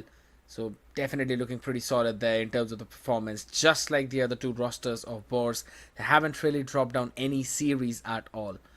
So they're kind of on a roll right now. Just looking in to continue that very streak here too. Oh man, I'm really looking forward for it. As I mentioned, I didn't saw any one of these teams played yet because I didn't watch every single game of the series. But I'm really looking forward to it. I mean, we're seeing very great performances in this in the last best of three, and in the last games I watched, I was able to saw very good performances, and that's something I would like to see here again. Maybe not this type of long games because it were already like over an hour for one best of three, which is quite a lot of time. But if it's going to be a best of three, and I mean a full best of three, I would be very happy actually. True. And on the same note, right? I kind of want to bring the conversation back to the topic that you asked. Do I think that even in this one we'll see a lot of comforts? I think so. Yes. From the side of which, please, we might see those comforts. Boards Divine on the other side might lean in a slightly more towards that meta, which we've normally seen from the other events happening here as well, or even from the fast cups here too. So I think so that could end up being the difference maker for this entire game. Which, please, if I'm not wrong, they were the ones who faced up Crimson Onyx previously. They were not able to win their game, so they are still searching for their win and maybe an opportunity to hop onto that first place in this group. Because again, it kind of becomes a do or die situation for them right now. So you don't really want to find yourself in this position, considering both Divine themselves were able to 2-0 Crimson Onyx. So we have got that comparison factor. Crimson Onyx won against Witch Please, Boast Divine won against Crimson Onyx, but in order for Witch Please to survive in this group, they have to win this game. I'll give this point to you. I really give this point to you. I mean, which please? I like the name. I saw too many boards in this tournament already. I think we have 3 or 4 teams with boards in the name. I don't know if they all like one team and just putting each other up for the tournaments, or if it was just like a random curse that we have 3 teams with boards in their name. But I need to say every performance I saw from the Boss team since yet were pretty good, pretty solid. So I really Yes. hope that Boss Divine is going to put up and step into the footsteps of the other board teams I saw since yet and show me the same performance as they doing. Because the last Boss teams I saw, they have like they had a very aggressive and like very outranging performance. They always like dominated their teammates or like the enemy team and completely I wouldn't say destroyed, but they definitely diffed them pretty badly. Yeah, I kind of understand that as well. It was just a straightforward domination by Bose Gaming in every other game that they have played right now. And let's be honest, even Bose Divine showed the same thing when they were facing against Crimson Onyx previously. So, yeah, I mean, if you really want to ask me, I think so. Bose Divine seem to be the hot favorites coming into the series, but it's the underdog story for which, please. A team that all the people have made together, have been playing in for a decent amount of time, and now in a position where they can show a big time in the female pro league. You definitely not do not want to miss out on this kind of opportunity here, and which please stand at that exact road where all they need to focus down on is going to be the win in this game. Nothing else matters. Just this one game where you get the win.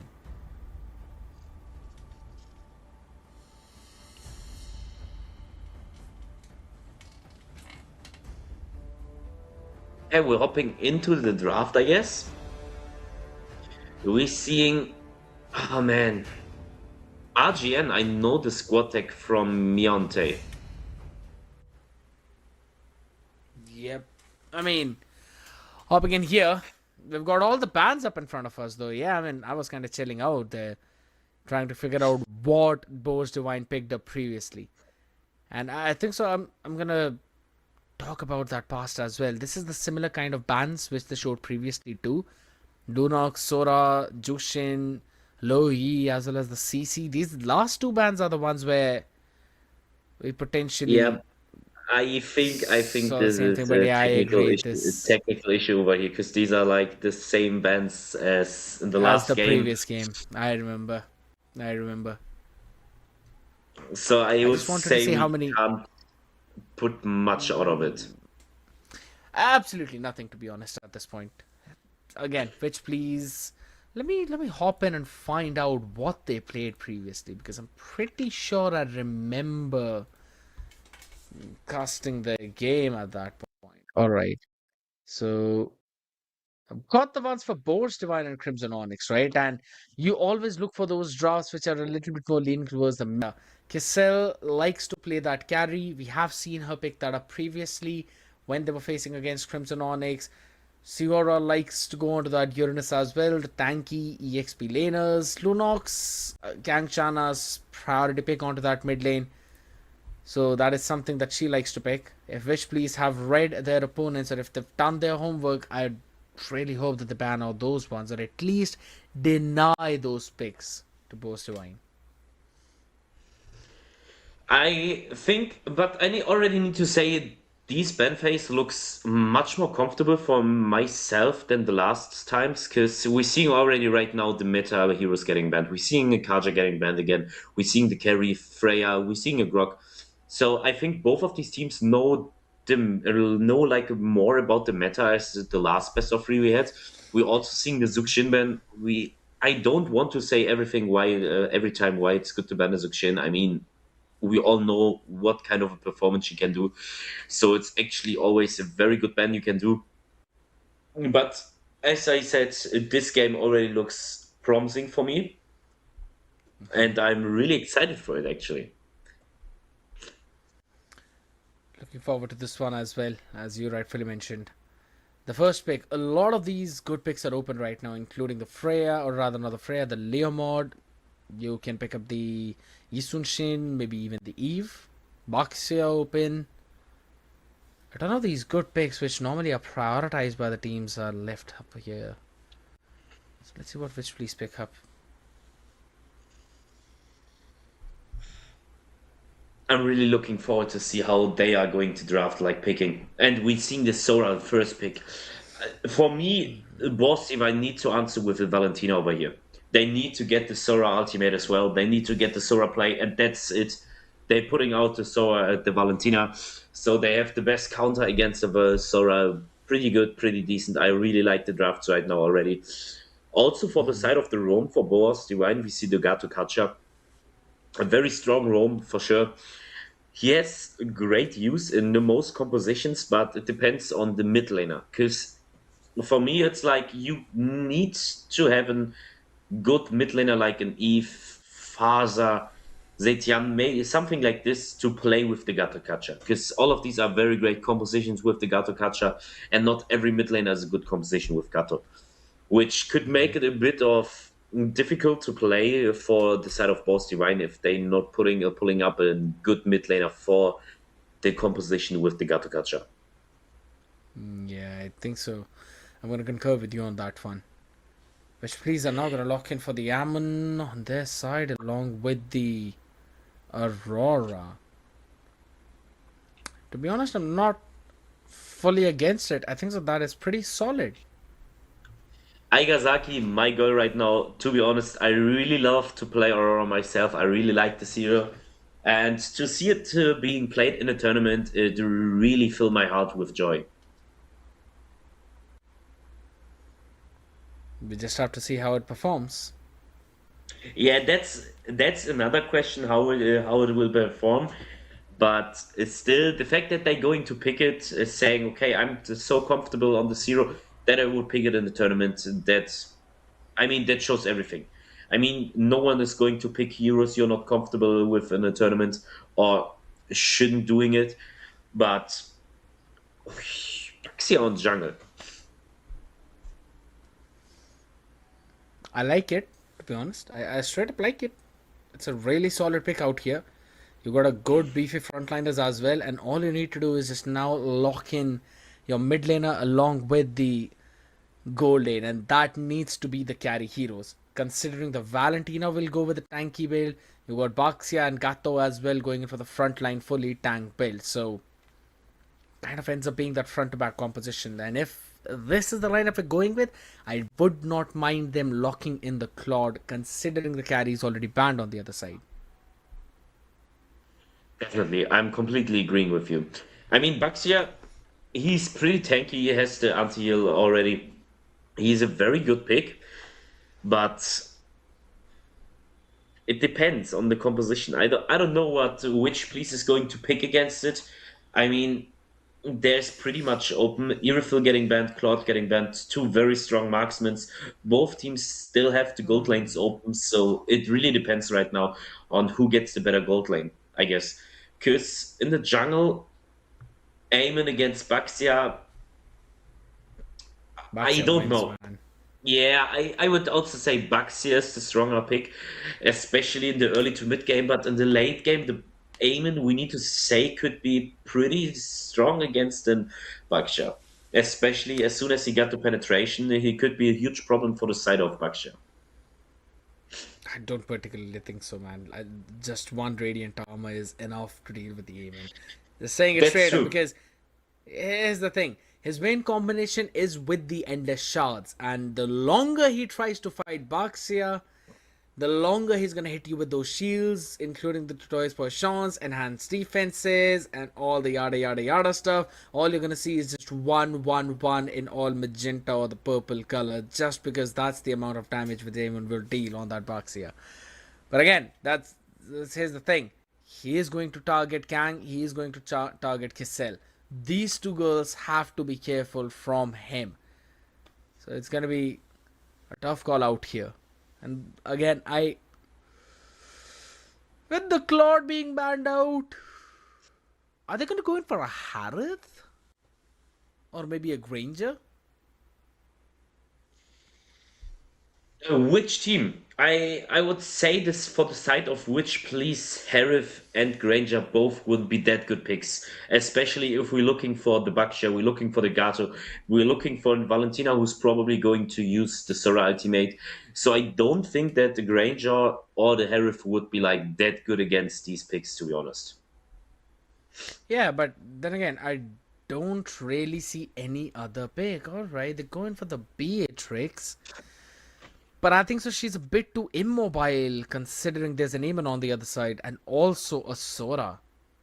So it is going to be tough. Yeah, but we need to say I really think that Beatrix is able to pull it off. I mean, she can one-shot the Van, she can one-shot the Aurora, she can one-shot the Aemon in the late game. Also in the middle game, if she's doing a compositions good, it depends on how she's playing. She can have a very huge use into this game, actually. Lunox is available for the grabs here. Kang could eventually pick her up if she wants. Yeah, Kagura but they're seems to all. be the right call, to be honest. Lunox or Kagura? Um, I don't know about Lunox actually. I don't think that Lunox would be that good actually. I would actually prefer maybe Kimi, maybe an Eve, Faza. The only problem with them is the fact that they're immobile and Wan Swallow's path will get them. And the weakness, once broken, will lead her to unlock the crossbow of Tang. The only Yeah, and reason why. Yeah, the go ahead. problem for Lunox is the Aemon. Aemon, Sora, especially if they're doing it good, they can easily outplay the Lunox. So that's also not like the best choice, you know? Yeah, but it's. I agree. Catching Aemon and Sora would be difficult. Though I think so, they can end up catching the Wan in that case, right? With the brilliance, you can dodge the crossbow of Tang, the endless shards, even the shifting skies, and then go back with the reposition. But guess what? They've put every single thing down in drain as they've locked in the Phobius, who will go into that EXP lane while Valentina plays up in mid, ladies and gentlemen. It's Boars Divine now taking the fight against Witch Please in the Land of Dawn. In the second best of 3, let's see who gets the win. Okay, now my most favorite question of the game: which team suits you more?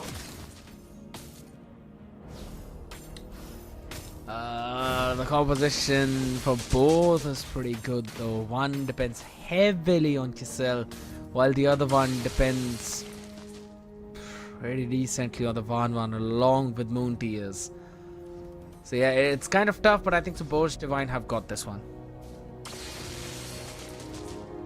Could be possible. The fact that Minotaur, after not even 1 minute, put out the flicker, it's hard. And they're taking out already the first kill, and it wasn't even like hard for them. I mean, the position they saw it, Bakshi just jumping on it, Aurora putting the damage with it. I mean, they're doing it. Has been slain. Okay, can we maybe talk about the performance of Boss Divine right now? On how well they play together as a team in this composition over here.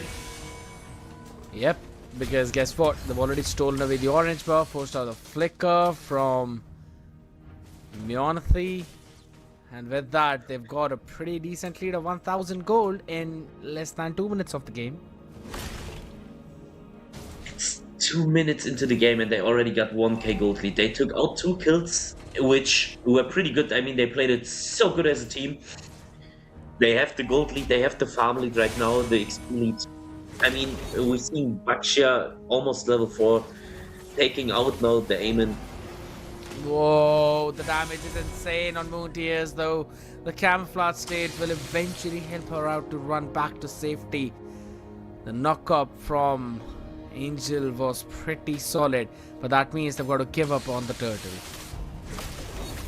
Yeah, but it was actually a very great save of the Minotaur. He did it very good. He wasn't like giving up his life for the Aemon. He just jumped in once, getting out. Aemon survives, everything perfect. But now, Boss Divine has the opportunity to going in for the invade.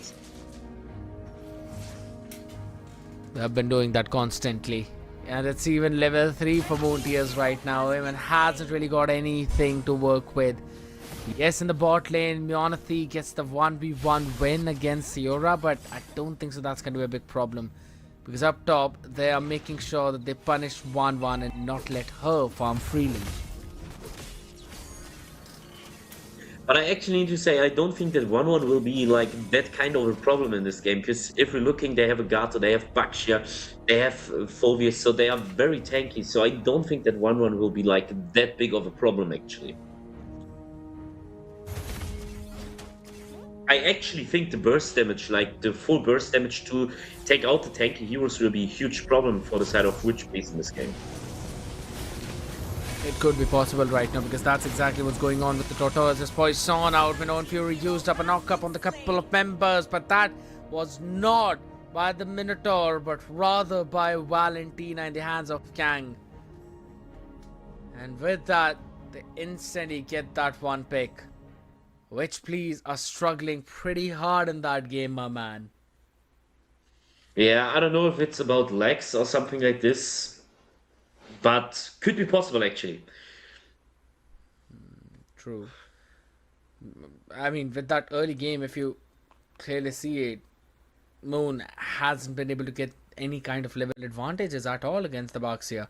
And Boss Divine have been playing on a very different league right now. And if this continues, I don't see which please making that big comeback. Unless the 1-1 lands in a pretty nasty crossbow of Tang. Yeah, but still, I think, I mean, in the late game, sure, 1-1 can be a problem, but till she gets her items, till she gets her farm, it will be a huge problem, because they don't have, like, the burst damage for the tanky heroes, or for the side of Boss Divine. So it could be, like, a little problem for Witch, please. True. So that's going to be something they will have to deal with.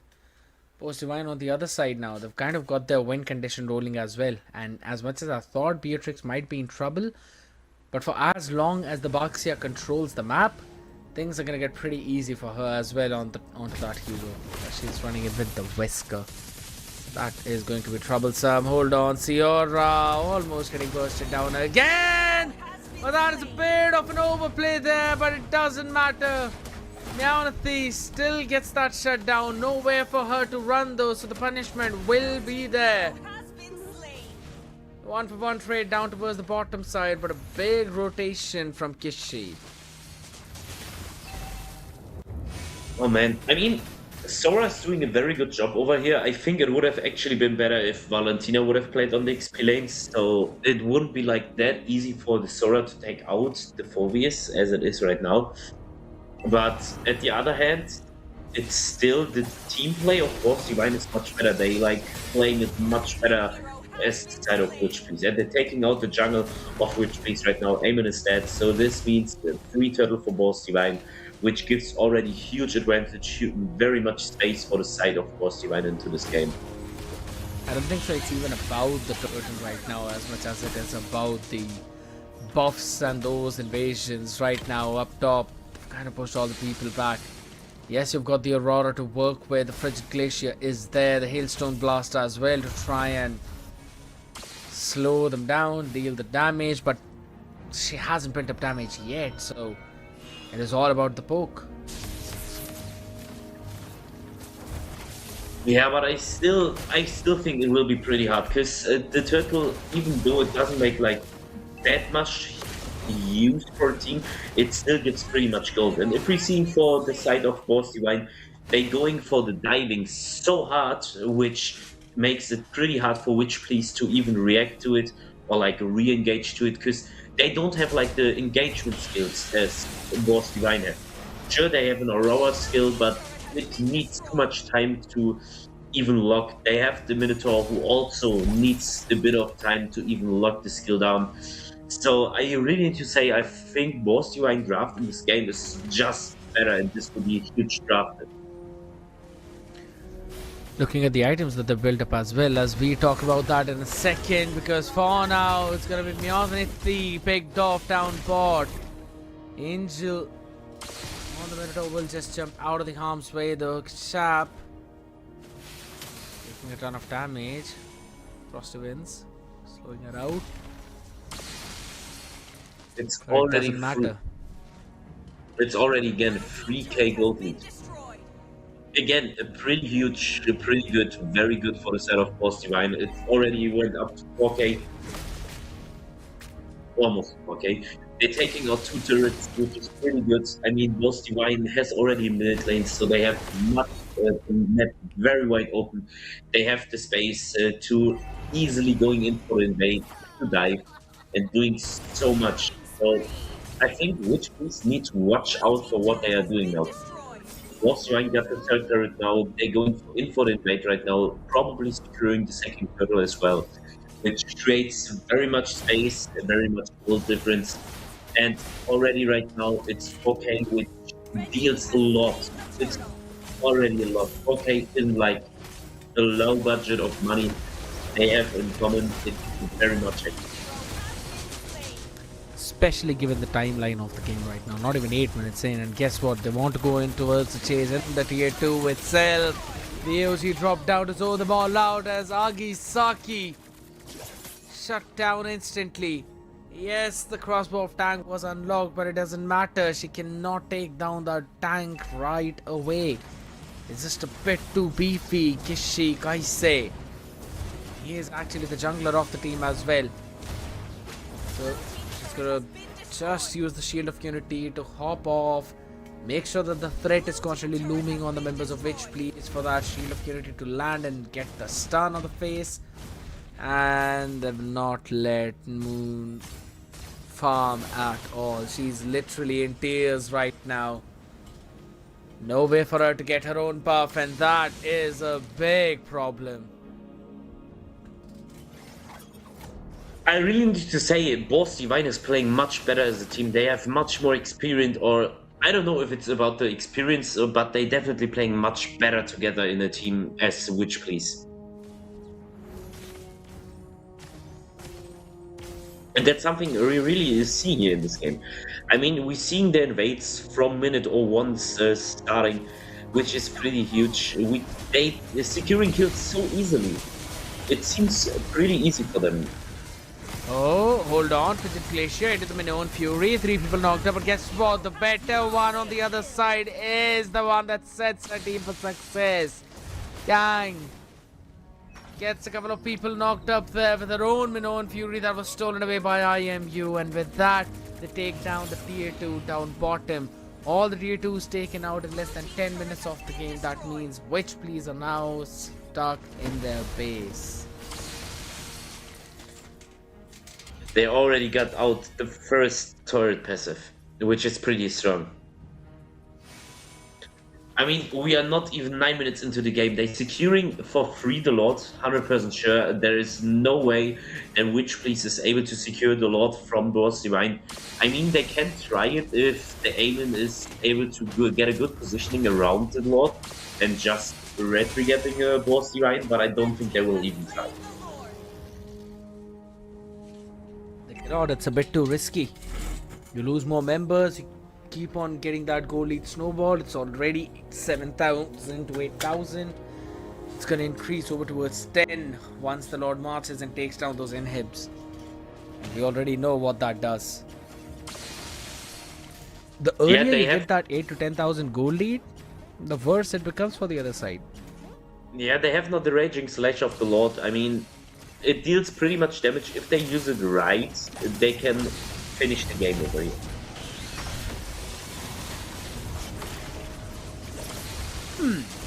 Interesting use of the frigid glacier preemptively to stop any kind of engage coming in from Boar's Divine right now. The passives of the tower were used up already, but still it is standing with half HP. And Boar's Divine haven't really gone in for the engage with the AOG right now. They go in with the Minoan Fury as they're landing in. Instant retaliation coming in from the other side with Endeshars doing nothing. No crossbow tank with any value. But Nibiru's passion definitely showed up that. The mid inhib taken down, bottom now being dealt with. Genius Spawn picked up, but guess what? I don't think so it's gonna matter at all. It's another dive right onto their faces with the phobias hopping in. The base is open. Minion low in HP, but you've got a big wave from mid. You launch in the minutes race to clear out the base.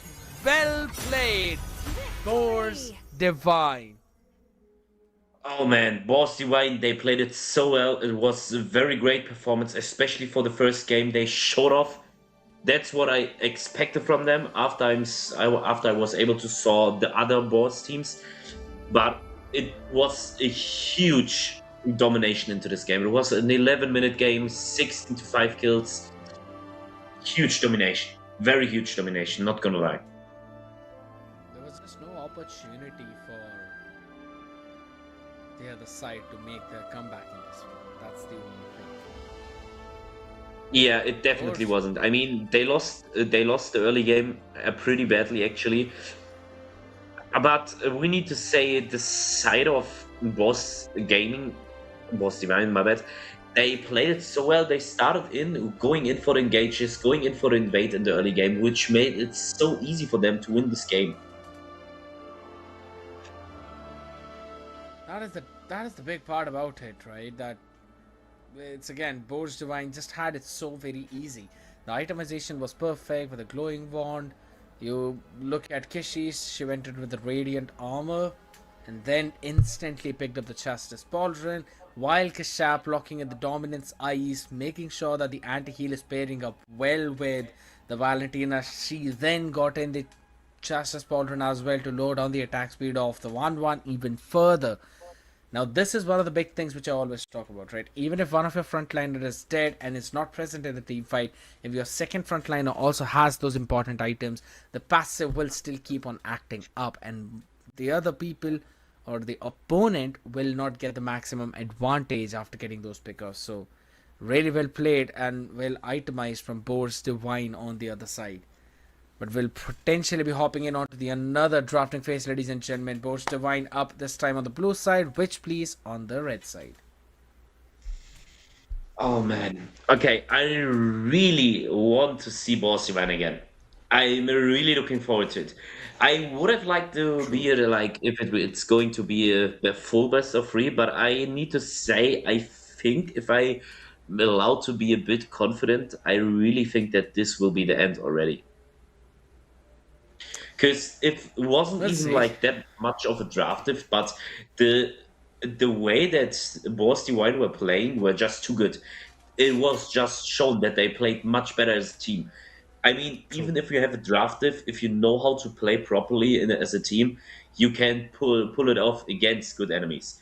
But that wasn't the point over here. So I really think Boss Divine will win again just because of the like team playing difference. It is very much possible because, yes, their coordination was out of this world right now. We clearly saw a straightforward idea of what they wanted to do. But I think so Witch Please will also hop in with the adjustments, maybe banning out the Basha, not letting that flow in. Valentina as well is one of the other way where Kang will now have to pick something else in the mid lane instead of just locking in that Valentina and dropping down the Minoan Fury after Minoan Fury. Won't lie, the combination was pretty good.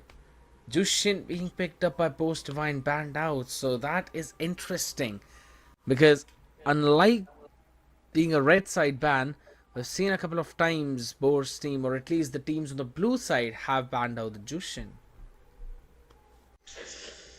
Yeah, but I think that Boss Divine will try to get the Sora.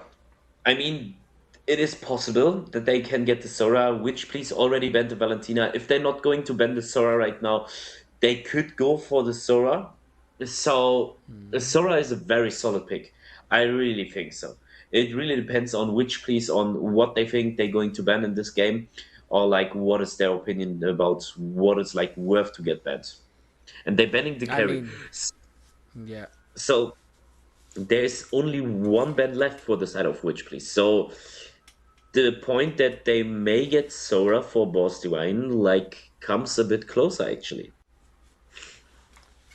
You got Sora available as well. You got the Basha available too. All the priority picks here, and also if you want, you can pair it up with the Eve right now since you cannot pick up Valentina. So yeah, a lot of prior picks left up, which please have to pick their poison. And here's the thing, right? Maybe leave all of that open, give one of them to the other side, and lock two in for yourself. Maybe that is going to be the way for which please. Yeah, but the question is if is Witch please like able to play a Bakshia like Boss Divine did? It was the same thing as yesterday when we watched the game again with Zedel, where he was playing such a great Jinware. Afterwards, the enemies True. tried to play it, and they played it like, yeah, not as good as Zedel, you know. True.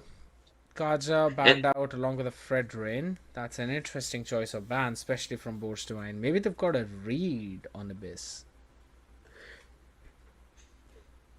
I mean, we see Ciora on the XP lane. Her name is already Ciora, so I really want to see her playing Sora actually. I see the wordplay that you did there.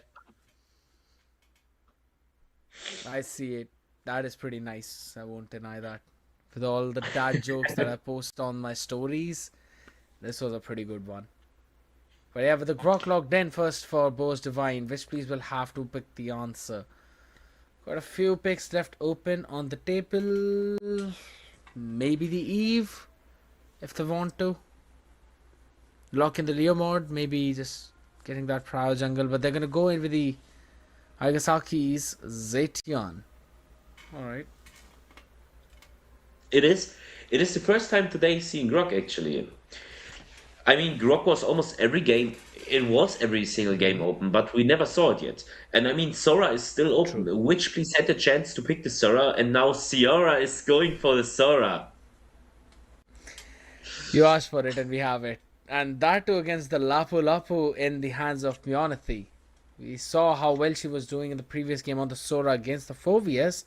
This time on that Lapu Lapu against Sora herself. It's going to be fun to see how this one ends up. I mean, we're seeing also the Zetian for the side of Witch please, but I don't think that a Yeah. Zetian is like that good of a pick against a Grok and the Sora actually. Especially if Ciora is playing the Sora.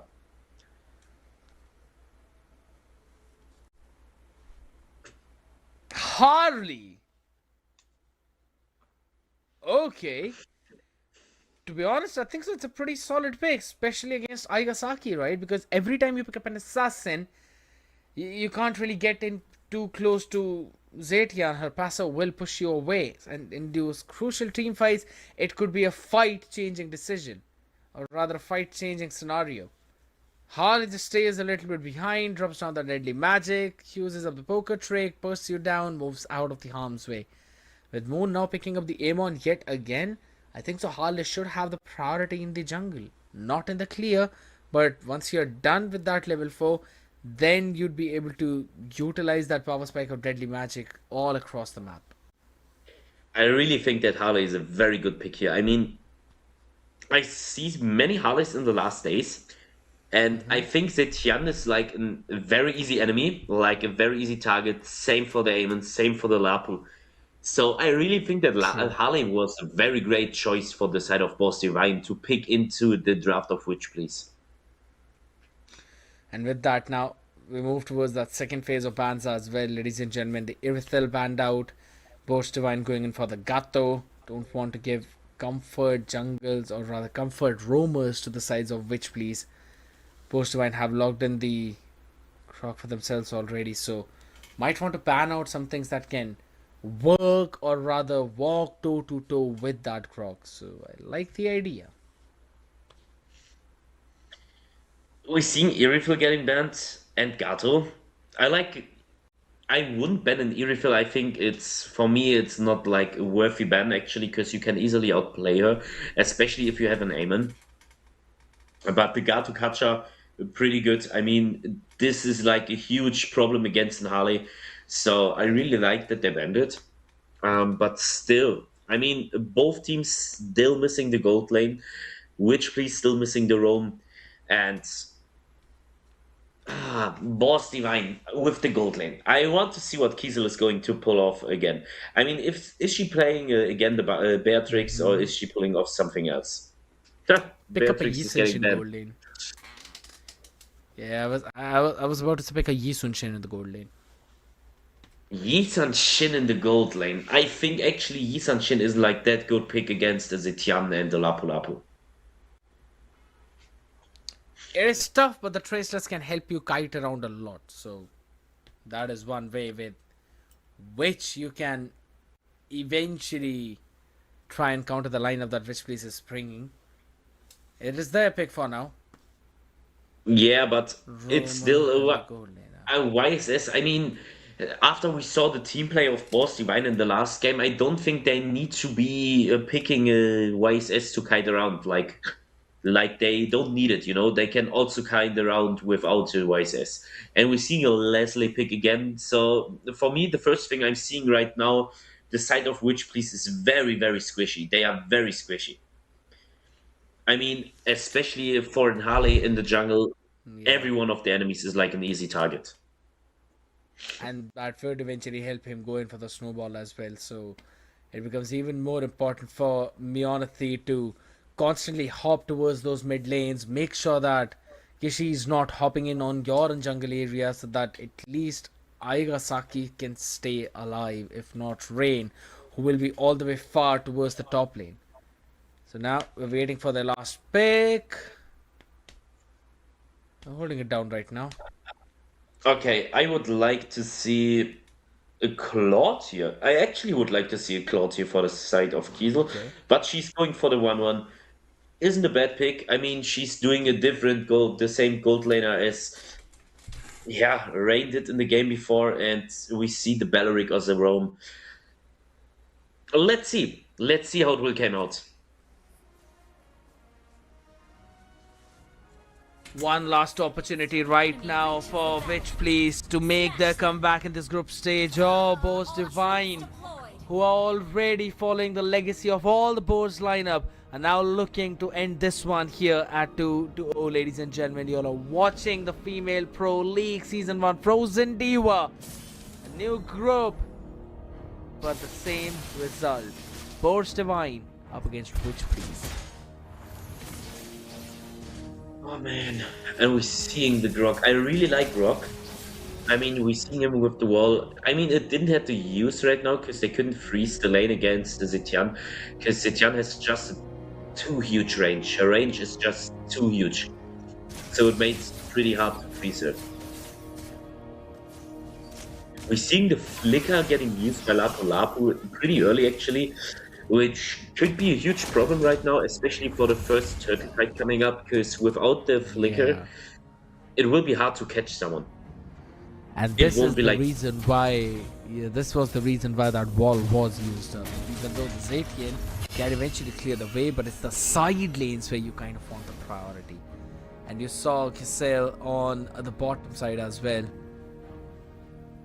And that's where she kind of went back and forth against Rain on the Leslie, which is exactly what you want if you're a 1-1 facing off someone with the higher range and higher early damage than you. But look at the bot side right now. Deadly Magic used up. Kishi wants to chase down Rain, who will survive, but she herself has burned her flicker.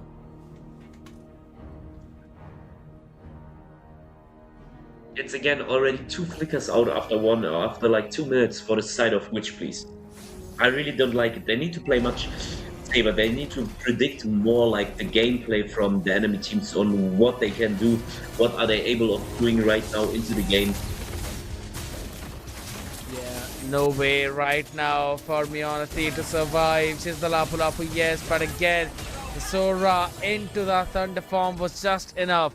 Vengeance used up as well right now by Angel. And that means that it's not going to be available for this turtle fight where Kishi, down to half HP, still would want to let it go maybe? Moon is trying to find an angle on the rest of them and kind of getting into that position where she can sandwich all the others. 4,000 HP, 3,000, one retribution away right now as everyone hops in. It's going to be secured by Moon to Ears, but guess what? The back and forth fight comes in. Roma for Roma. Lapu joins in again as the Landshaker catches on to 2.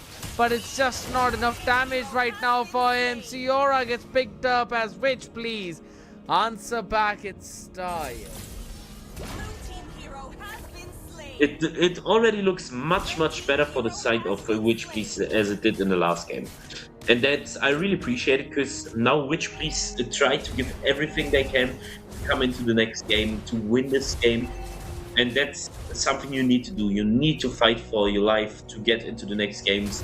I mean, you're playing the tournament, so you don't want to lose. You want to take everything out of it. So you need to show yourself off. You need to show what you're able to do. That's exactly what's happening here right now. Down towards the bottom side, Kise picks up the corrosion side. The early item power spike which he kind of needs right now, but Angel, man, yeah, you could be the bell rake, but doesn't matter.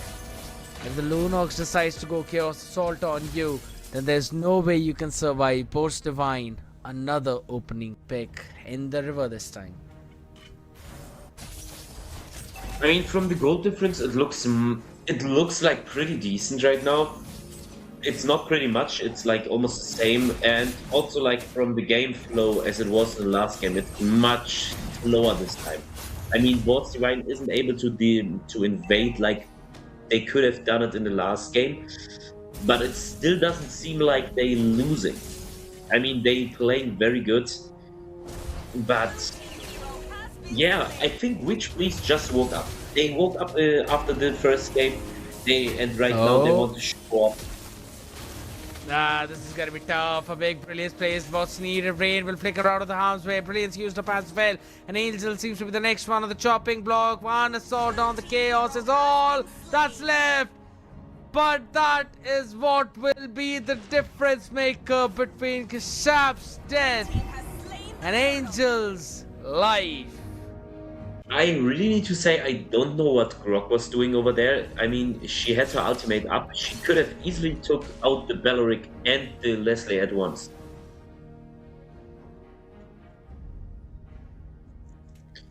Bit of a question as well though, but have a look at the first item, Synchro. Talk to me, do you see any things that are not supposed to be there? Hero has been slain. I wouldn't say things that aren't supposed to be there. I think everything looks decent right now, like as you should build it.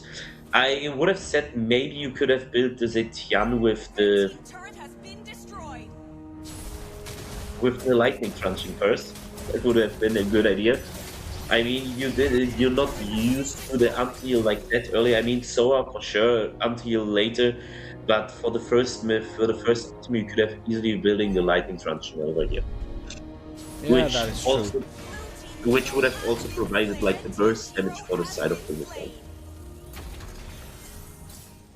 But here's the thing right now. I think so they still want to prioritize getting that anti-heal first though, and on the other end of spectrum, they're seeing some back and forth fights come in, right? There's this fight which you talked about that's happening right now, but guess what? The crossbow of tank does a ton of damage. Beyonce still out open. Rain with one, but it doesn't matter. Rest of the team are constantly getting those extra picks. Now with the tactical grenade, you push back a sharp, dealing a good amount of damage as well side by side, lowering her HP down too. So she cannot technically go and annoy Moon Tears on the other end. So already a Radiant Armor almost picked up. Demon Hunter Sword now with Kissel. It's less than 7 minutes into the game and she's got 2 of the core items which she needs to constantly be valuable in those fights. Yeah, now we're coming to the next turtle fight. I really want to see it getting in the side of Witch Please again, because they're doing much better in this game as they did in the last game. And after we saw it was like a huge domination in the last game. Witch Please wasn't able to do anything in the last game, but right now they're doing a very great job actually. And I'm also, I feel a bit of joy for it, because it seems like they won't give up like that easily, which makes it perfect for me to watch it. Oh, right now, that's 1-for-1 trade. We honestly been taken down. The Wager left and all on an island will be taken down by Lunox. The companion throughout the desert, finding the oasis, this time has left the path. Destroyed the opportunity to find that together. Force Divine. They're constantly, as we said, winning out on all of those skirmishes, taking those neutral objectives as well. And on the back of it, still haven't developed a huge lead. It's just 500 gold. It can be turned over any time by Witch Please. Yeah, I mean, Boss Divine is playing also pretty good right now, as we saw in the last game. I think this time the draft of Witch Please is just better, and the team play just started to improving, and they just watched on how they can play it better. But if the Boss Divine is keeping it up like they did in the last game, I think this will be a win for Boss Divine. And if I can set a point, I would give it to Boss Divine for this game as well, because I think, especially in the late game, as soon as Lunox and Van, as same for the Harley, got their items, got the damage, I think Witch Please will have a huge problem in this game. And they're kind of on the receiving end as well right now, with Kishi getting the first one. Yes, the Wrath of Wrath was used up, but guess what? Crossbow of Tank deals a ton of damage. Moon Tears taken down as the double comes in. You only have Rain remaining out here now. But all she can do is just watch as the minions and almost maybe the second tier tower gets taken down, or at least lower down! Holy smokes, Kishi, show me the items! She just destroyed Rain! She just exploded, holy. We're seeing Van already finished the 3 items. Harley's already also started with building the 4th item. Oh my god. He got the lightning truncheon.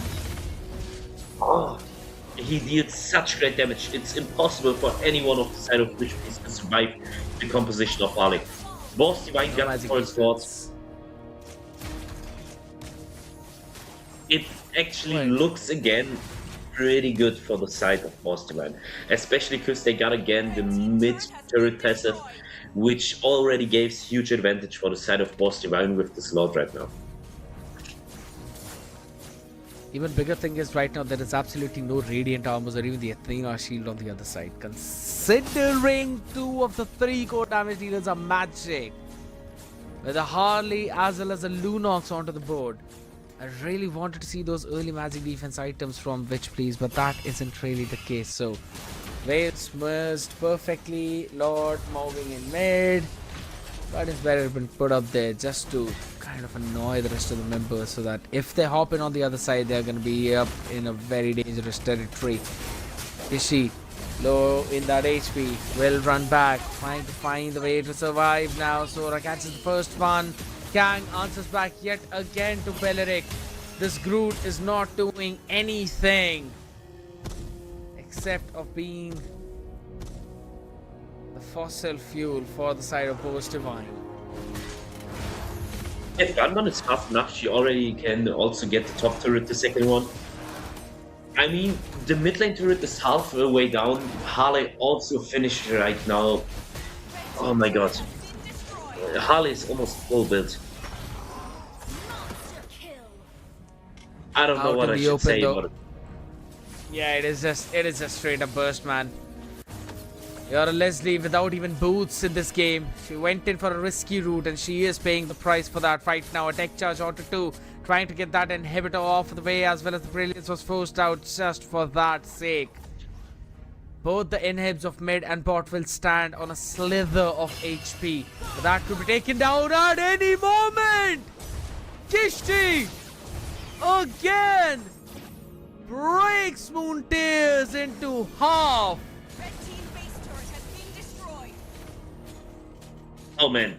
I mean, we see the damage of the Harley. We see what he's able to do. That's what I was telling already in the draft, what a Harley is able to do. And he's doing such a good job. And there was the recall. I really like it. A bit of disrespect in the enemies. There need to be a bit of toxicness. It's always fine. They probably will be able to secure the bot turret right now. And afterwards, I think they have a good chance to finish as well if the Harley is taking out another kill.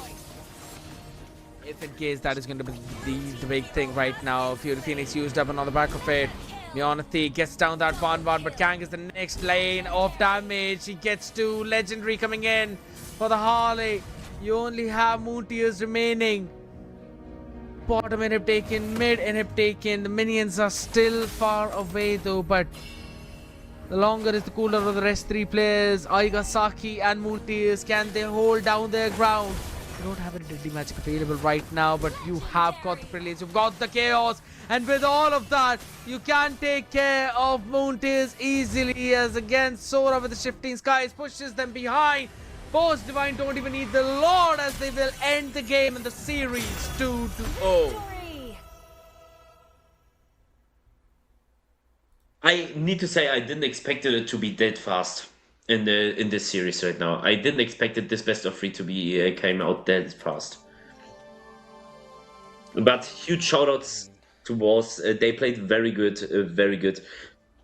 Also, Witch Please, they did it much better in the second game as in the first game. I mean, they gave their best, they tried everything they could, but it wasn't enough for the Boss Divine. But it proved me again that every team that started with Boss in this tournament is just a very good team. They knowing how to play, they're knowing when to engage and everything, so pretty good. We can have a look at the items as well and talk about it, but the clear-cut difference is that there was no magic defense for anyone. It never really Yep. resulted in Kishi's attack being lowered, which means that she was just able to instantly delete anyone who was up in front of her.